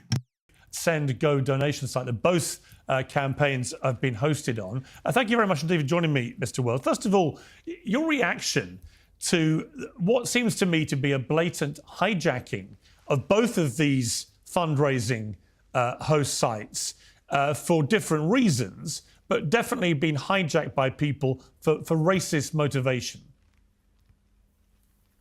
No, I think that's completely correct, Piers. I do think that there was an element here that did hijack, that came at this and really became a racist, tribalist element between the two campaigns. Independently of themselves, I think that they would have existed on our platform in a whole different manner, but because of the narratives around them and the proximity to each other, they created a life of their own, and it is unfortunate, it's sad to see, because as a Christian myself, what I respect about humanity and the image of God on us, I believe that we're all valuable. I believe that people have dignity and worth, and we want to see that upheld for people, even in difficult moments. That's why our platform exists, is to share hope with people. And it's been a difficult week, several weeks of just navigating the complexity of these situations as a platform. Okay, so now you heard him give that little soliloquy there about his beliefs in Christianity. Now, family, let me prepare you for what you're about to see, because a lot of people were kind of praising this guy for allowing the Anthony family to fundraise on the platform. You know, the white supremacists, they took down their GoFundMe, you know what I'm saying, all of that. And a lot of people were trying to give him credit early on, but see, all you have to do is wait a little while and let them start talking in an area where they feel comfortable to address certain things, and they'll tell them themselves every time. That's exactly what the founder of Give, Send, and Go is about to do here. And again, keep in mind, he's telling you that he's a Christian. And I keep telling y'all that their version of Christianity is not exactly what we believe in. Let's let it continue. But let me ask you, in the case of Shiloh Hendrix, it seems to me pretty open and shut. This is a woman on camera repeatedly using the N-word, first of all with a 5-year-old autistic child, it seems, then an adult who's filming her, doesn't care, is blatantly racist. Why should someone like that be allowed to raise any money on your site if, as you say, you are driven by a Christian purpose? Well, that's a fascinating question. I would almost flip it around. It's like if we tried to create litmus tests for everybody to come onto a platform to use it, I pretty much could guarantee nobody would pass the litmus test, because the reality of humanity is that we're broken. This was the whole principle of Jesus in the first place, is that we needed a savior, and that's what he came for. So just to be clear, then, hang on, just to be clear, so that's interesting what you just said. So you would let anybody onto your platform to raise money for anything? Is that your position? No, the position is that there are laws that define what is legal and what isn't legal. And we adhere to the laws as the framework for what is and isn't allowed. But inciting racial hatred is a crime, right? Inciting racial hatred is a crime? Yeah. Where? You don't think it's a crime? In the U.S.? Yeah, it is. I've never seen that as a law on the books, but it is. That was part of the reason. I'm not even American, and I know it's a law on the books. You're not allowed. And that's a damn shame for Piers Morgan to not even be an American citizen and actually know that you can't run around inciting racial hatred in America like that. It's supposed to be illegal, but they don't always enforce it. Because you wouldn't have a situation like Charlottesville if they actually did. They wouldn't even be able to get that off the ground. Notice how when like these little white supremacist groups like Vanguard America, they try to run around and do these little marches in places. The police will offer to be their security unless it's in certain areas of the country where they know they'll be like, all right, if you take your ass over here and antagonize these black people now, we can't go with you. you on your own. It's several places across this country where they know they're like, all right. And shout out to our brothers and sisters up there in Ohio for shutting that bullshit down that they tried up there. That's just one example of many. Be it down here in Georgia, certain parts of LA, other parts of the country, the Midwest, they're like, all right, go over there messing with them black folks if you want to. But see, I want you to listen to, I got to call him what my brother Kevin Trees in the chat room said, the penguin on Ozempic. That's exactly what his ass looked like. I told y'all, my chat room is hell. Man, I want you to listen to how Piers Morgan got him on his heels here. I want you to hear his response because, again, this man claims he's a God-fearing Christian. Let it continue. To incite racial hatred or violence against ethnic groups based on their ethnicity. What could be a more glaring example than someone on camera calling black people the N-word? Violence and words are two different things, and we do make a distinction of that in America. They are very clearly different things. I don't know of any law. I'd be happy for you to inform me with what that law is, because I don't know everything. I'm happy to admit that. But as has already been mentioned on the show earlier, there are needs that exist outside of the reality of that moment for Shiloh. I don't condone the behavior. Obviously, we didn't see the actual behavior that was accused in the moment. What we saw was the aftermath of a kind of baited moment. Yeah, but she carries on using the N-word to a black person with impunity. That's a racist. Yeah, well, she might have some racial elements. I don't know. I don't know Shiloh some personally. Racial element. Man, listen to me, y'all. Remember they tell us they have these high IQs that they go on and on about. And notice when it comes times to question them on something about holding the anti-black racists and white supremacists in their community accountable for what their actions and their speech, now they don't know anything all of a sudden. You say, I don't know. It might have been racial. Yet, they're not confused when you do look at the situation with our brother Carmelo Anthony, where he defended himself against an anti-black racist, him and his brother trying to jump on that boy. Oh, they're not confused about what that is. Oh, it's first-degree murder. He killed that kid. Oh, boy, they minds are made up when something happened to their people. Oh, they not confused about anything. They not confused about whether it was racial or not. Oh, boy, to hear them tell it was. Yeah, it was on their end of things. Not black folks. We don't run around looking at antagonize white people like that. You notice that, family? We do not, as a group of people, by and large, go around here trying to antagonize white people. It's always the other way around. You notice nobody ever calls that out? But yet when Piers asked him this question, oh, he just stumbling all over himself. See, this is the type of white supremacist right here, the little mealy-mouthed bastard. I can't respect it. I respect the good old boys that come out and let you know what it is. I don't like your black ass, boy. It's good. I don't like you either. Now we know where each other stand. They're the ones I have respect for. Come on out and say what it is. See, look, I got to go here. Shiloh Hendrix got more balls than Mr. Peanut Head right here, okay? Like my brother Still Kevin Tree said, melt out Jason Statham. That's exactly what he looked like. Shiloh Hendrix at least had the tits to come out and look, I'm standing on it. I don't like your little nigglets. You know what I'm saying? Hey, Lily Gaddis, at least you come out and say what it is.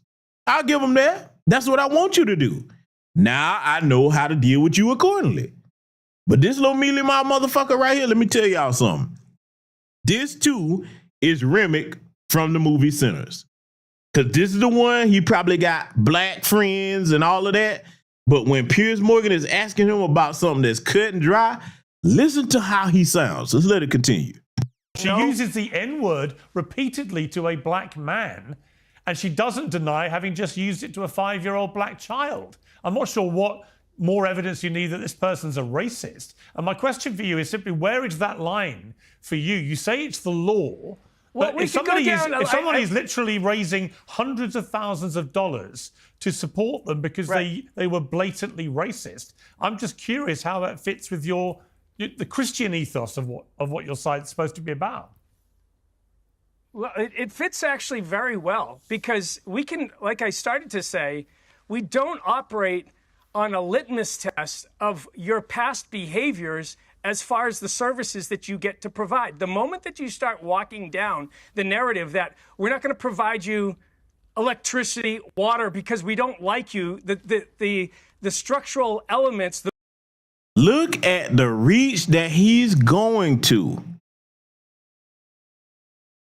These non sequiturs, man, conflating things with stuff that don't have nothing to do with one another.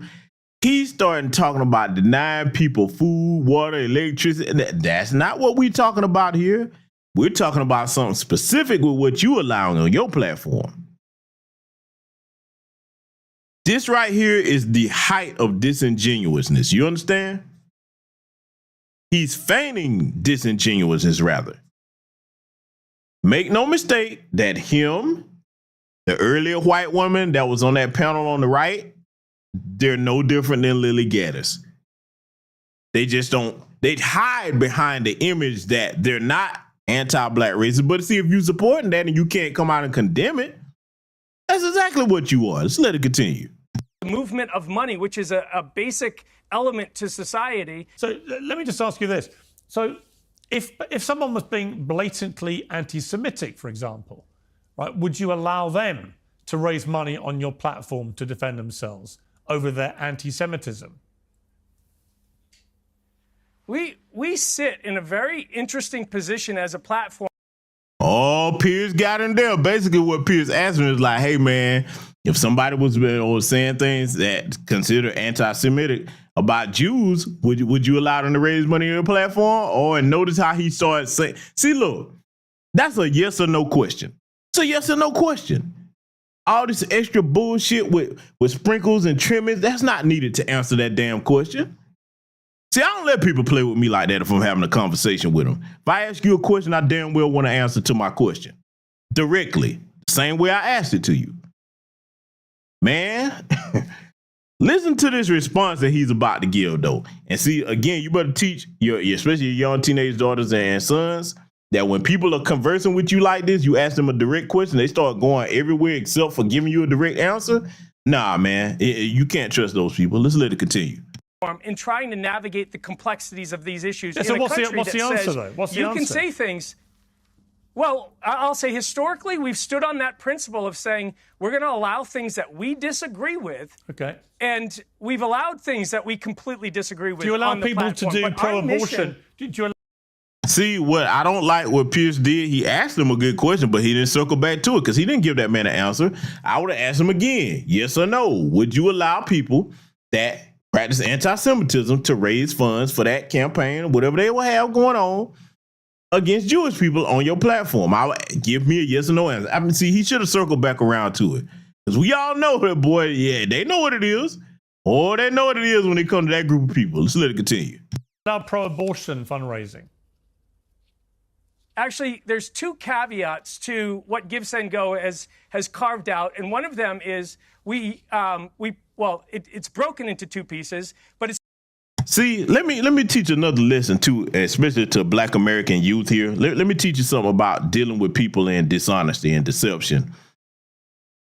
When somebody asks you a yes or no question, you go ahead and answer the yes or the no first, and then you give an explanation. See, look, if he was going to answer that question and be genuine in it and have a good faith answer, yes or no, whichever one it may be, then you go into the diatribe explaining the caveats and all the extras. See, that's how you can tell when you're dealing with somebody that's in good faith and they're talking to you. That's a lesson you have to drill home into your young Black children. Let's let it continue. The protection of children. So we say we're going to protect children because they don't have a voice. So we're not going to allow fundraising for abortions on Give, Send, Go, and we're not going to allow fundraising for the transition of children. Okay, but what about a 5-year-old child being? What about a 5-year-old Black child being called the N-word? What about that? Where does the protection for that child come in? Well, that's their parents' responsibility. That's like if my child, and I have several children, if my child was called something bad, I would take my child aside and I would tell them. You just said that one of the caveats. You just said one of the caveats for Give, Send, Go is the protection of children. You talked about the transitioning process. You talked about abortion, which is obviously your Christian perspective on that. And I'm simply saying, why doesn't it include children being racially abused? Why is that suddenly the parents' responsibility, not yours as a platform? No, because there are campaigns that exist on Give, Send, Go. Well, look, let me just spell it out to you. The way things are going, you're going to make a millionaire out of a woman who racially abused a child. And if your caveats are for that's protection... incorrect. Well, hang on. Well, you are. No, I'm not. Because, one, we're a platform. We don't make donations to these campaigns. These are individuals that are making donations. This person will become a millionaire because of your platform. No, it's not because of our platform. They could send checks and they could send money a million different ways to avenues. And you've already said to me you carve out things because you want to protect children. I'm just curious, why is racially abusing a child not one of your carve-outs? Because they don't see our children as human beings. And that includes this little bullet head bastard over here on the right. They don't. See, again, we can tell you these things over here on these platforms of ours. But it's one thing when you let them tell you through not only their words, but their actions. So you understand? And shout out to that sister that because I'm aware of the sister. I forget her name at the moment that went to find the payment processor. She's into coding, and she was like, hey, look, isn't this against y'all policy? So they switched it over from the payment processor Square to another one. You know what I'm saying? So yeah, hey, shout out to that sister, man. See, this is let me say this too. Y'all type the sister's name in the chat room if you know what the sister's name is. But see, this is why we always try to tell y'all it takes all different areas of society to fight this white supremacy. Everybody might not be on the front lines as far as protecting out here or doing activism. Some people, you might be contributing to it through the way the sister is on the technological end. Some of you might contribute to it through the making sure that we have good food, healthy food.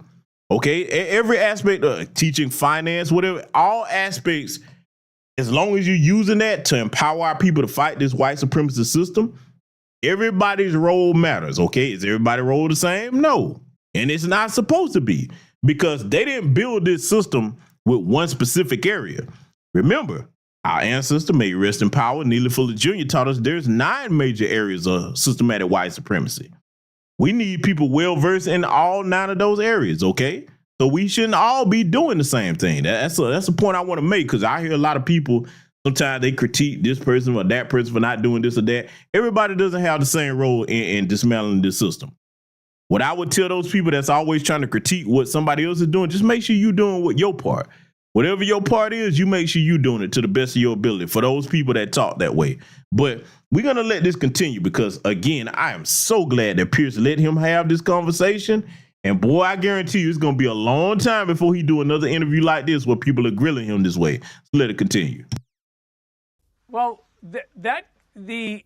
what the campaign is fundraising for. So we have to make a distinction between what happens on Give, Send, Go and then what happens outside of Give, Send, Go. Because we can't police everything that happens outside of Give, Send, Go. All that we can police is what happens on Give, Send, Go. So the two instances that I gave were about campaigns that if they were created on Give, Send, Go, that we would, for those scenarios, we would prevent. But things that happen outside of Give, Send, Go, we can't police around. So does someone have the right to raise funds for their security, for their protection, because they've been doxxed, because of a snapshot moment, because everyone has a camera in their pocket? And today, we can... Notice how this weasel is trying to defend this, talking about a snapshot moment. Here's the problem with the snapshot moment, you little bullet head bastard. She admitted what she did and doubled down on the snapshot moment. We didn't have to see the exact moment that she called the child the N-word. She admitted that she did it and doubled down on it. So the snapshot moment was all we needed to see, per her own admission, but he's trying to give her a defense. See, do you see how these people stay on code, family? From this joker, what he's doing is no different than what that Judge Schroeder, the former judge, in the Kyle Rittenhouse case was doing. No different. These people stay on code with each other, man. So let it continue. You can see the outworking of this. 3 years ago in New York City, in the middle of the city, there was an altercation between a woman and a black man over bird watching and dogs. And her name was Amy Cooper. And to this day, 3 years later, she hasn't been able to find a job. Because she made...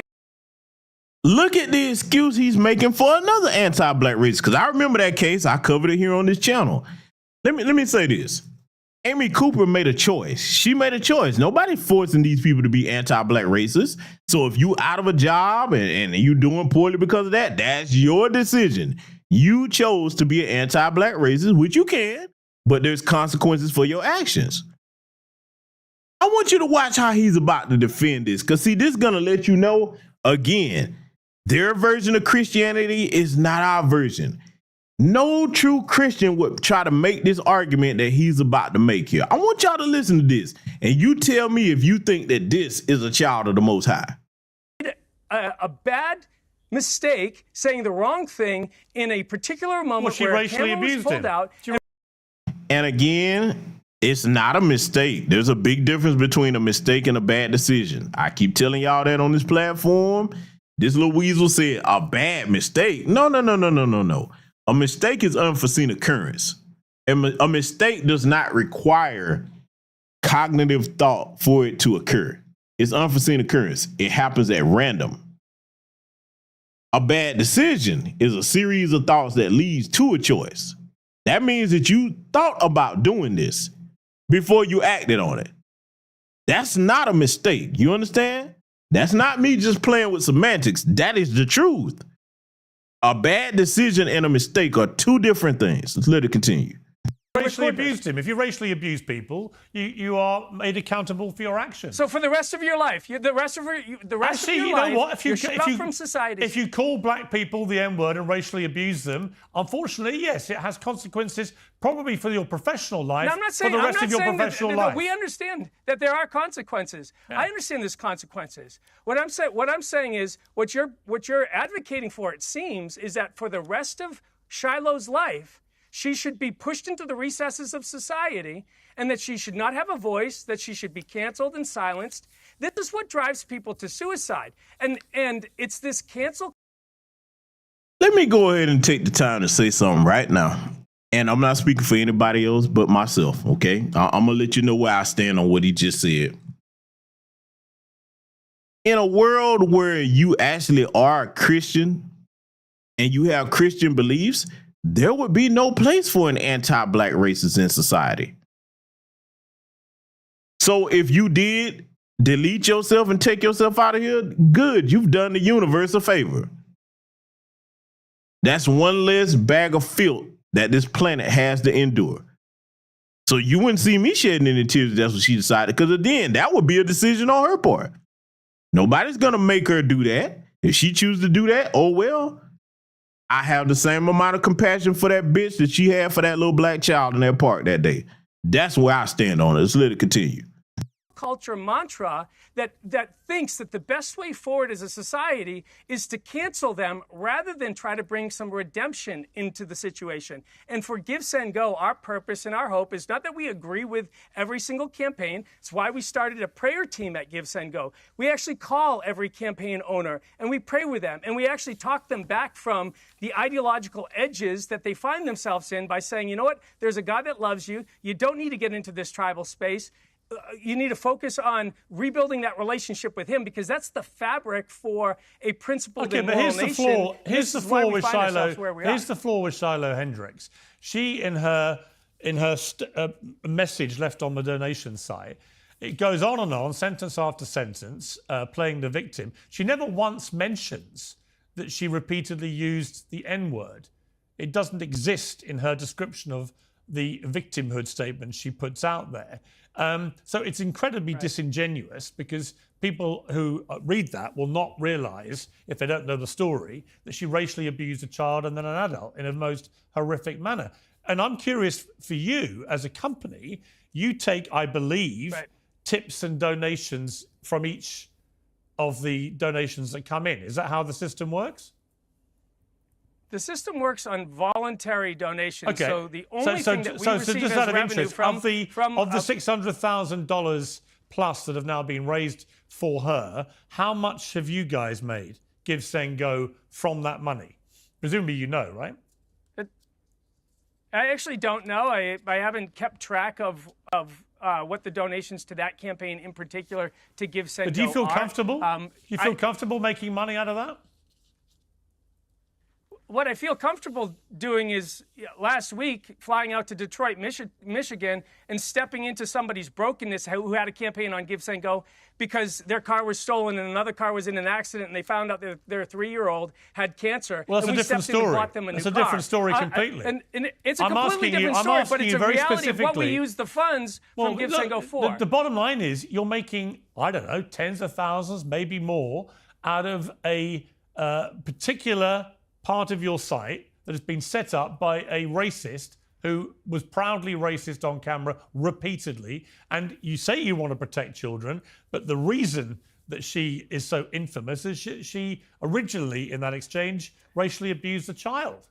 And you might laugh and smirk and smile, none of but us, I don't find any of that funny. You keep jumping.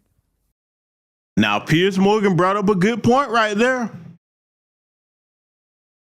What would you smile and laugh about for if you didn't agree with that? See, because what else are we led to believe? A serious conversation that you have in here, but you smiling and grinning about that? I'm glad Piers called him out on that, okay? I'm glad Piers called him out on that.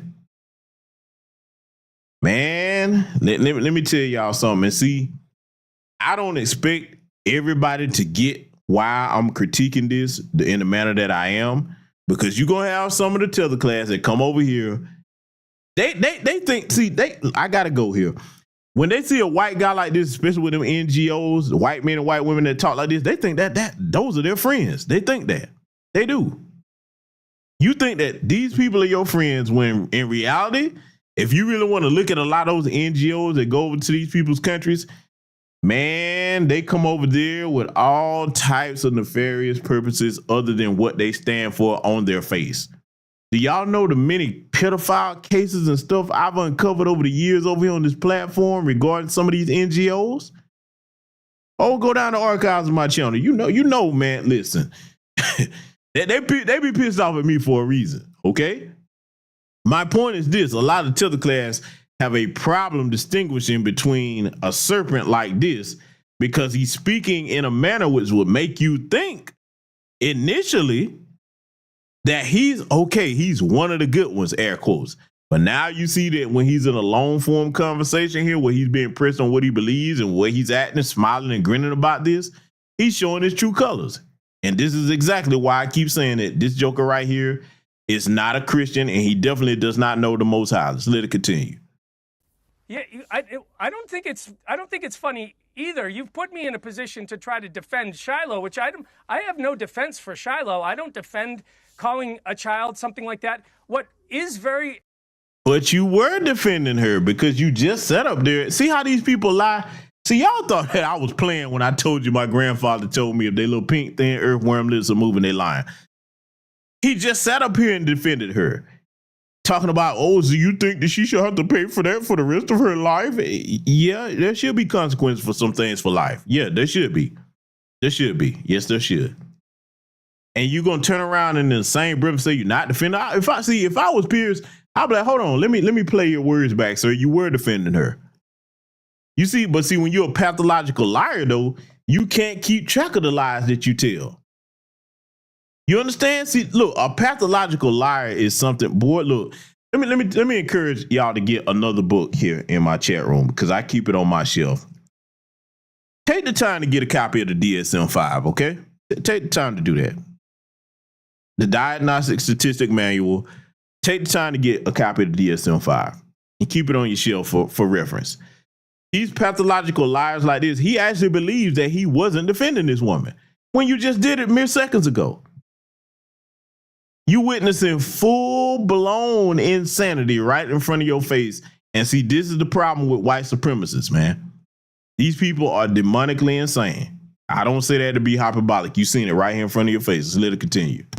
Evident is that, one, we don't have video of her doing any of those things outside of the post video. So where she literally uses the N-word repeatedly, and she doesn't deny using it against the child. In fact, she makes it clear she did do it because he was behaving like one, she said. So I don't know why you're being so mealy-mouthed about it. So the bottom line is she's obviously a nasty racist. She's proud of being a racist. She admitted being a racist, and we heard her being a racist. There is no doubt about what happened. What you're trying to do is cast a little bit of doubt, if you don't mind me saying, because it helps your corporate position, which is you're making a ton of money out of a racist who is going to be a millionaire out of being a racist because of your platform.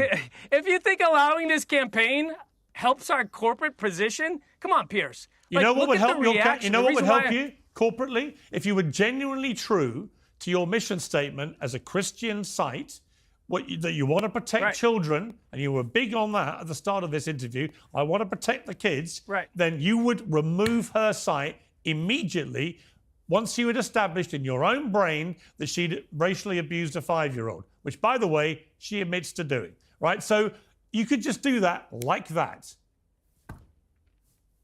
Yeah, no, we could do a lot of things, but in the country that we live in, there are certain fabric elements that... I got to come back in here because, see, Piers got his ass on his bullshit right here. And again, I'm not giving Piers Morgan any praise for his antics over the years because he's done some stuff as well I've been critical of. But here, in this particular interview, I'm glad that he pressed him on that because, see, let me tell you something. This founder of Give, Send, Go right here, he knows he better not do that because they would kill him if he... Look, this is how he know. You know that he's afraid of his community, the white supremacists, because if he was to terminate Shiloh's Give, Send, Go at any point in time before she got those funds, oh, man, they would hunt him down. He would have to move out of this country. He would. He's not stupid. He knows exactly what that would cost him amongst his people. He would never be able to go anywhere and be safe. He knows that.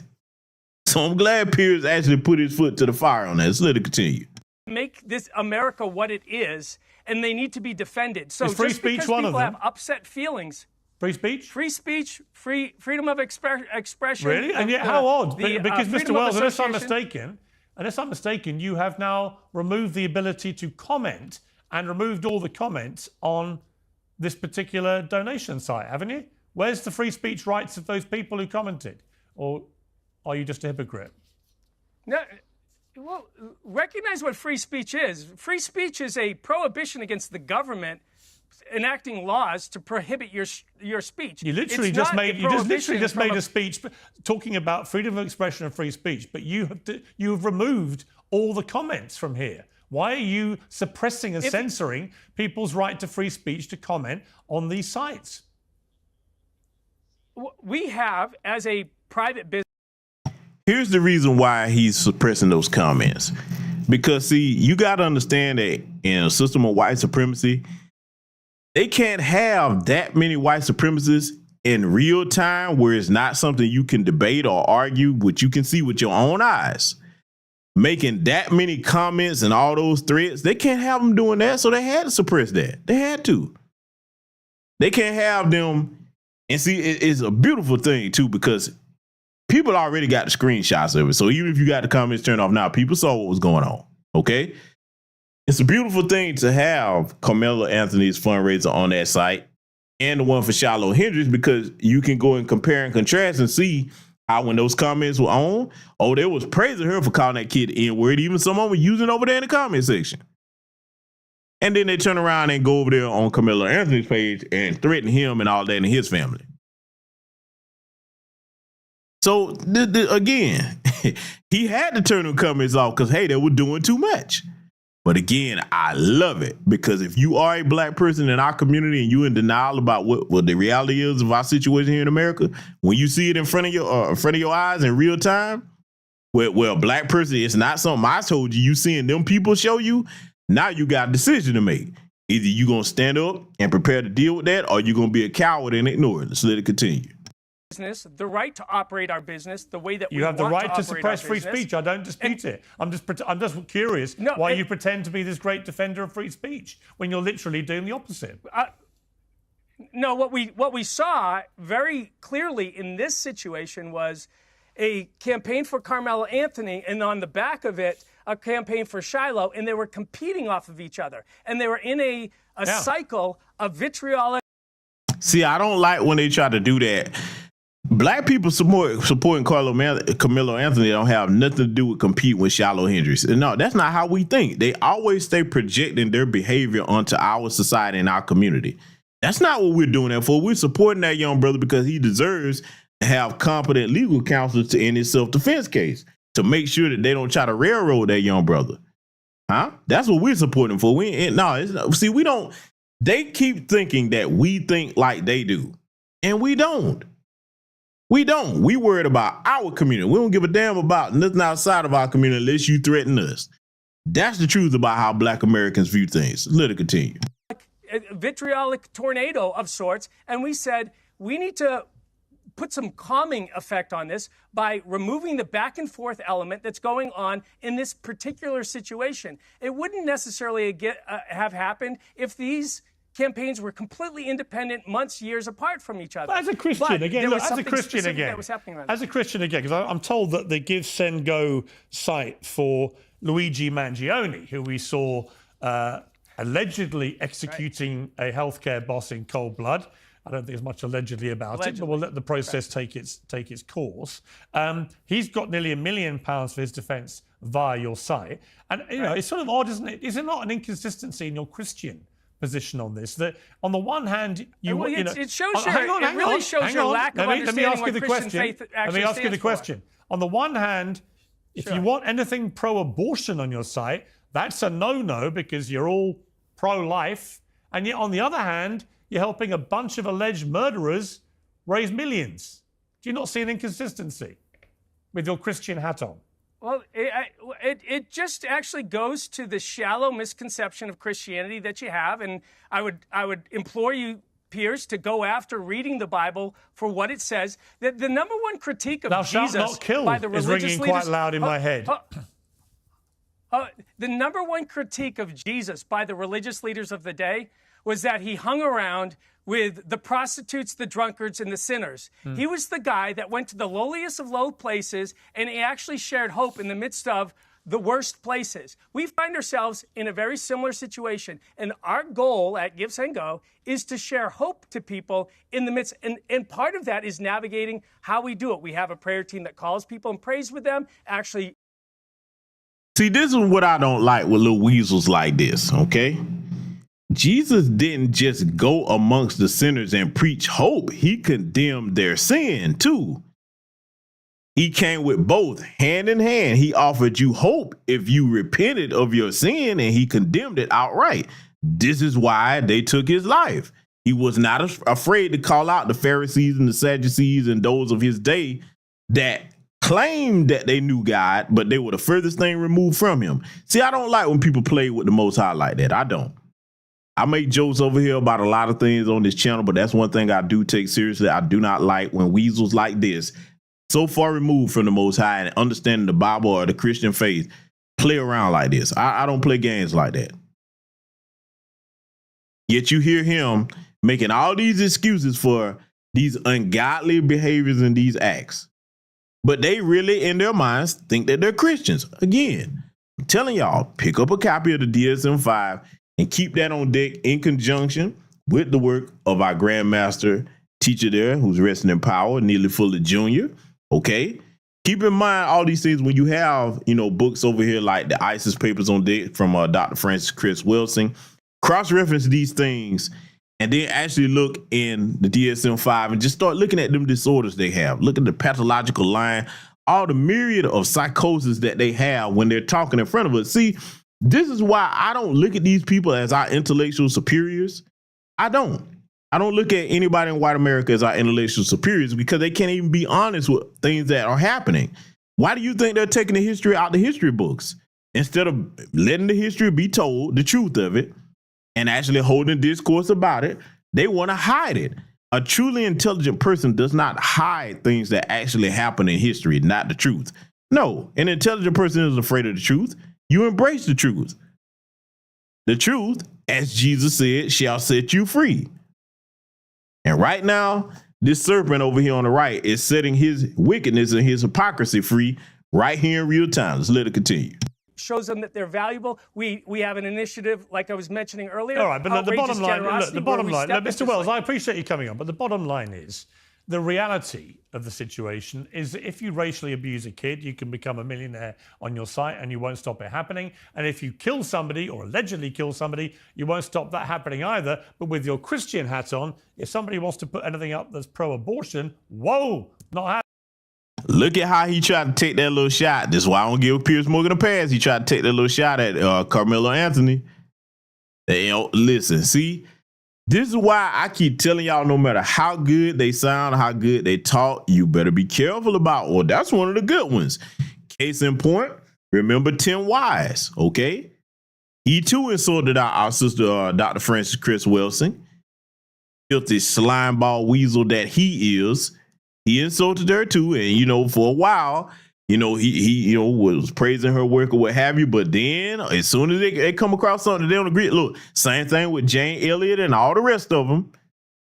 When these good white folks present themselves, I keep telling y'all, you better go back and pay attention to the movie centers. It's a lot of remix out here in real life, and shout out to Ryan Coogler for that movie, man. That is very timely.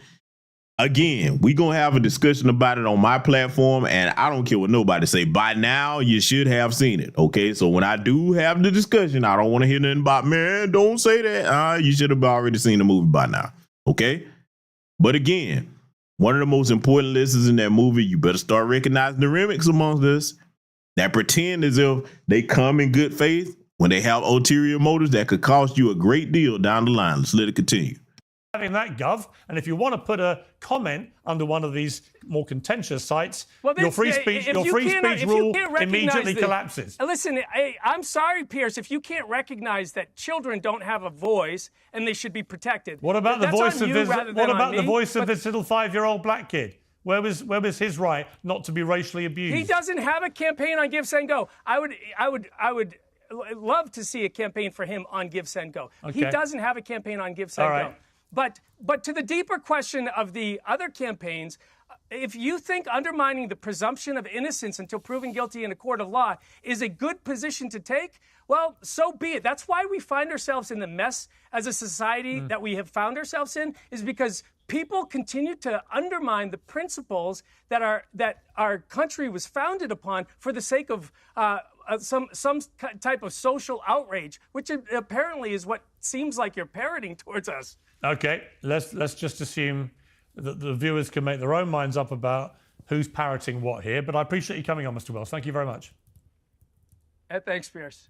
Okay, let's go back to the panel there. I mean, Ricky, it seemed to me a lot of inconsistencies in Mr. Wells's position, not least the donning of the Christian hat when it suits them, but then removing it when it doesn't. You know, I think it's definitely tough to make the call here and there and where to censor. I err on the side of not censoring as much as possible, but I agree with you that the selectivity of having issues with abortion, but not with these campaigns is certainly a problem. But I also want to go back to our point before, too, and make the point that I hate this argument that because some people were tribal, we should be tribal, too. And shouldn't we want to live in a society where we say tribalism is bad in general and negative in general, and so therefore we should be erring towards individualism and not fighting tribalism with more tribalism? I think that's a net negative. I agree. Myron, your last words on this. Okay. Because I never got to respond to Myron's other. The thing with tribalism, it's a natural human instinct. Like, we are literally designed to want to be in communities and want to be a part of a set of community because it ensures our survival. It's been that way since the beginning of time. So the thing is that people are typically going to align with people that share similar features, and that's why we have the tribalism we have going on right now. So the problem is it's not going to go anywhere. I think the problem is that we've had this penting up for literally decades, and this has been a response to it. You have people that are coming out and supporting someone who you guys might deem as a terrible racist, but I think it's also very important to understand how we got here, because if we're going to look at the smaller problem, we can't look at the bigger problem, and it's what I said before, unchecked systemic. All right, Mark Lamont Hill, your last words on this. This repeated use of the word, I think, first of all, I want to just register that as offensive, particularly as someone who doesn't identify as a member of that community and who is not, right? I think that's incredibly I'm the definition of African-American. I'm the definition of African-American. And troublesome, and to as a Sudanese American or an outsider who's using African American in a very technical term, the same way that Elon Musk is an African American, I think it is a bit disingenuous. But the bigger issue here, I think, is that, you know, this idea of equating of one side to the other side often loses track of this issue of power. To use as example, when Black people stand up and say, "Hey, let's build our own stuff. Hey, let's have a Black power movement," that is not the same as a white power. I'll let you speak uninterrupted. Let me finish, please, my Sudanese brother.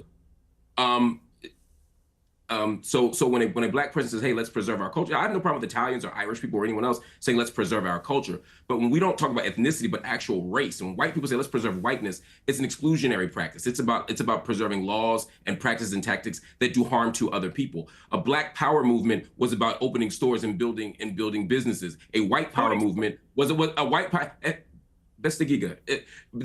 white power movement was about something very, very, very, very different. A white power movement included lynchings and included Ku Klux Klan, etc. So let's not pretend that these are opposite sides of the same coin. When white people say, "Let's save our country," and even using language of our country, when Black people built this thing, when you say that, you're talking about forcing people out of the country. You're talking about laws that discriminate. You're talking about doing harm to people. Let's not pretend these are the same thing, just like these GoFundMe campaigns are not the same thing. I'm okay if everybody gets out of the GoFundMe industrial complex. I'd love that. But let's not pretend that supporting someone for a fair trial is the same thing as supporting a grown white woman berating and calling the N-word to a 5-year-old autistic Black child. And the fact that everyone in here can't be unanimous in condemning that says exactly how they're not the same. I totally agree. I'm going to go to Lily Gaddis and just ask you one more time. I mean, you've been so unashamedly proud of being a racist today, proud of using the N-word whenever you feel like it. You've had a bit of time to think about this. Is that how you want people to leave this panel debate, with thinking of you as a disgusting racist? I don't really care what people think about me. As long as you care about what people think about you, you have no power and you lose your country. What I care about is freedom of speech. And if you're not allowed to say the most offensive things in this country, you do not have freedom of speech. I don't care what anybody says. So that's the main crux of this situation. That's what I care about with this situation. It is, we have lived for far too long in a country where you can have your life destroyed. And people say, "Oh, she doesn't need this money." Her life's destroyed, by the way. She'll never be able to get another job. She's got children to have to support. And I don't want to live in a country where you can say an inappropriate, rude thing, which, by the way, Black people can say things to white people all the time and they never get canceled. There's no backlashing about this. I want to live in a country where people are allowed to say what they want unashamedly. And you will go not on then, have say it. Say You the will M. not have Go on, free say, speech. go on. Say the M word. Go on. No. hang on. Invite. No.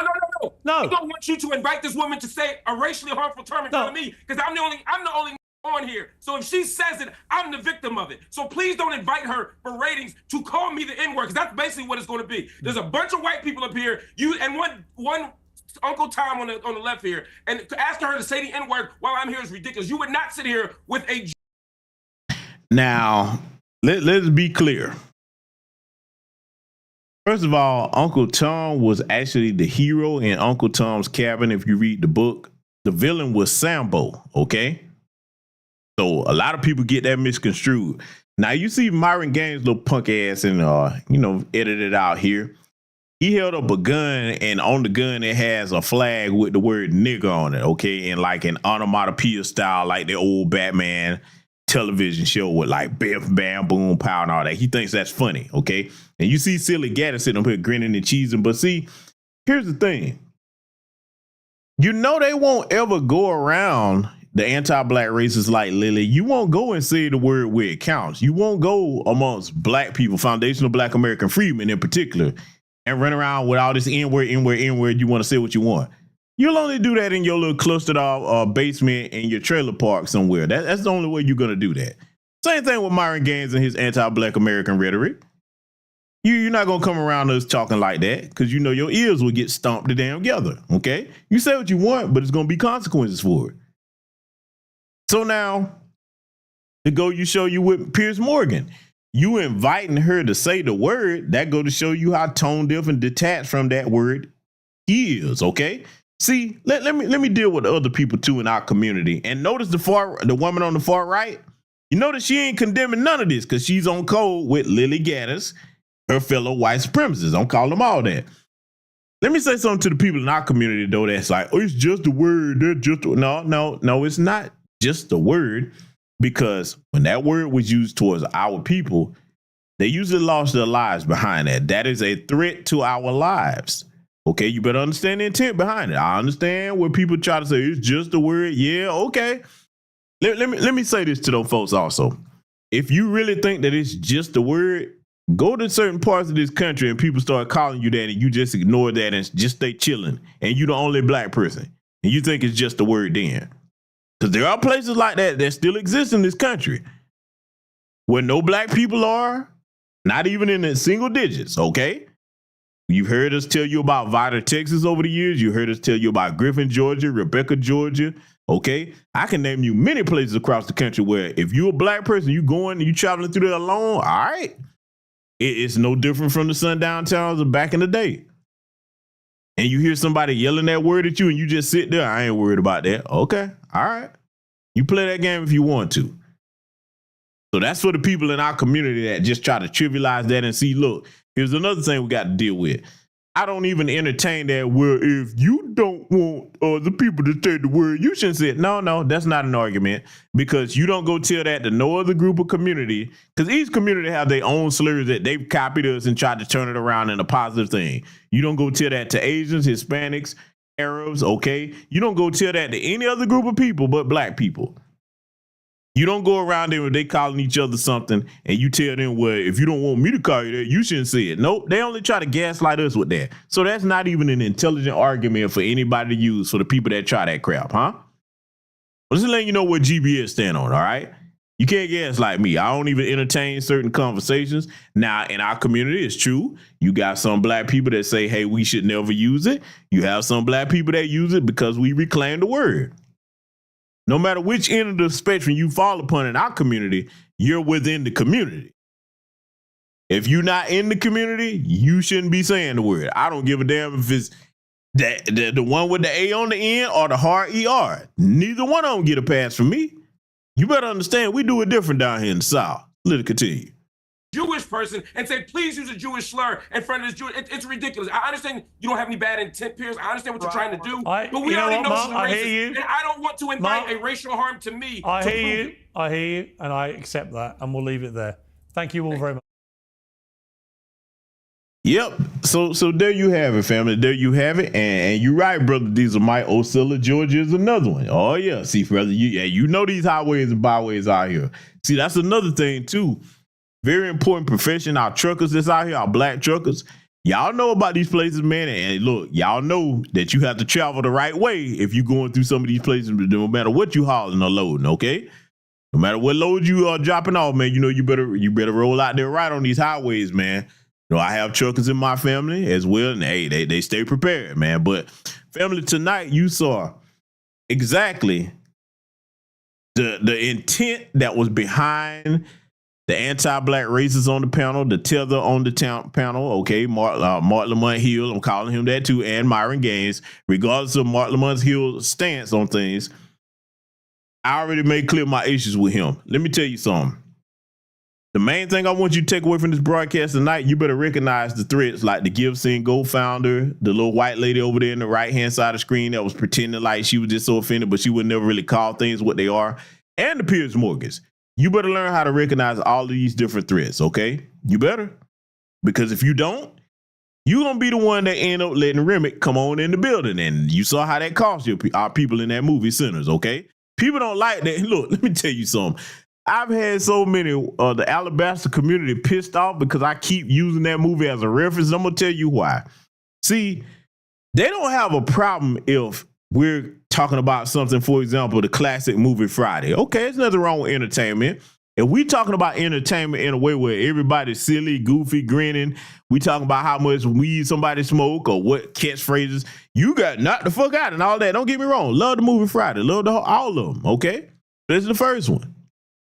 But when we start using entertainment to educate us about our situation, whether it's They Clone Tyrone or the movie Sinners, etc., oh, nah, it ain't funny no more then. Because, see, they don't want you getting anything of use or substance from the things that entertain you. See, you better understand something. Entertainment to the white supremacists, that's used the same way, because I've given this analogy before, that's used the same way as you would take some shiny keys and jingle them in front of a little baby, and the baby is distracted and playing with them while you doing something else. You know what I'm saying? That's what they use entertainment for us. But when you flip that and you put something in there that's warning you about your environment, oh, nah, it ain't funny no more then. You're supposed to be asleep. You understand? That's what I hope y'all took from this broadcast tonight. So before we close, I'm going to run my brother Raheem Shabazz our invite to come and get your book signed if you have a copy of the book Radical Hope in the 21st Century. A very good book. I recommend it because I have it myself. I want to remind you all of this real quick, and then we shall get ready to close out. Hey, it's Raheem Shabazz, and I'm going to be at Nubian Bookstore in Morrow, Georgia. Join me for an unforgettable book signing and meet and greet. It's your chance to grab your signed copy, snap a photo, and share some great conversations. This Saturday, May 29th, from 2 p.m. to 6 p.m., Nubian Bookstore. I can't wait to meet you there.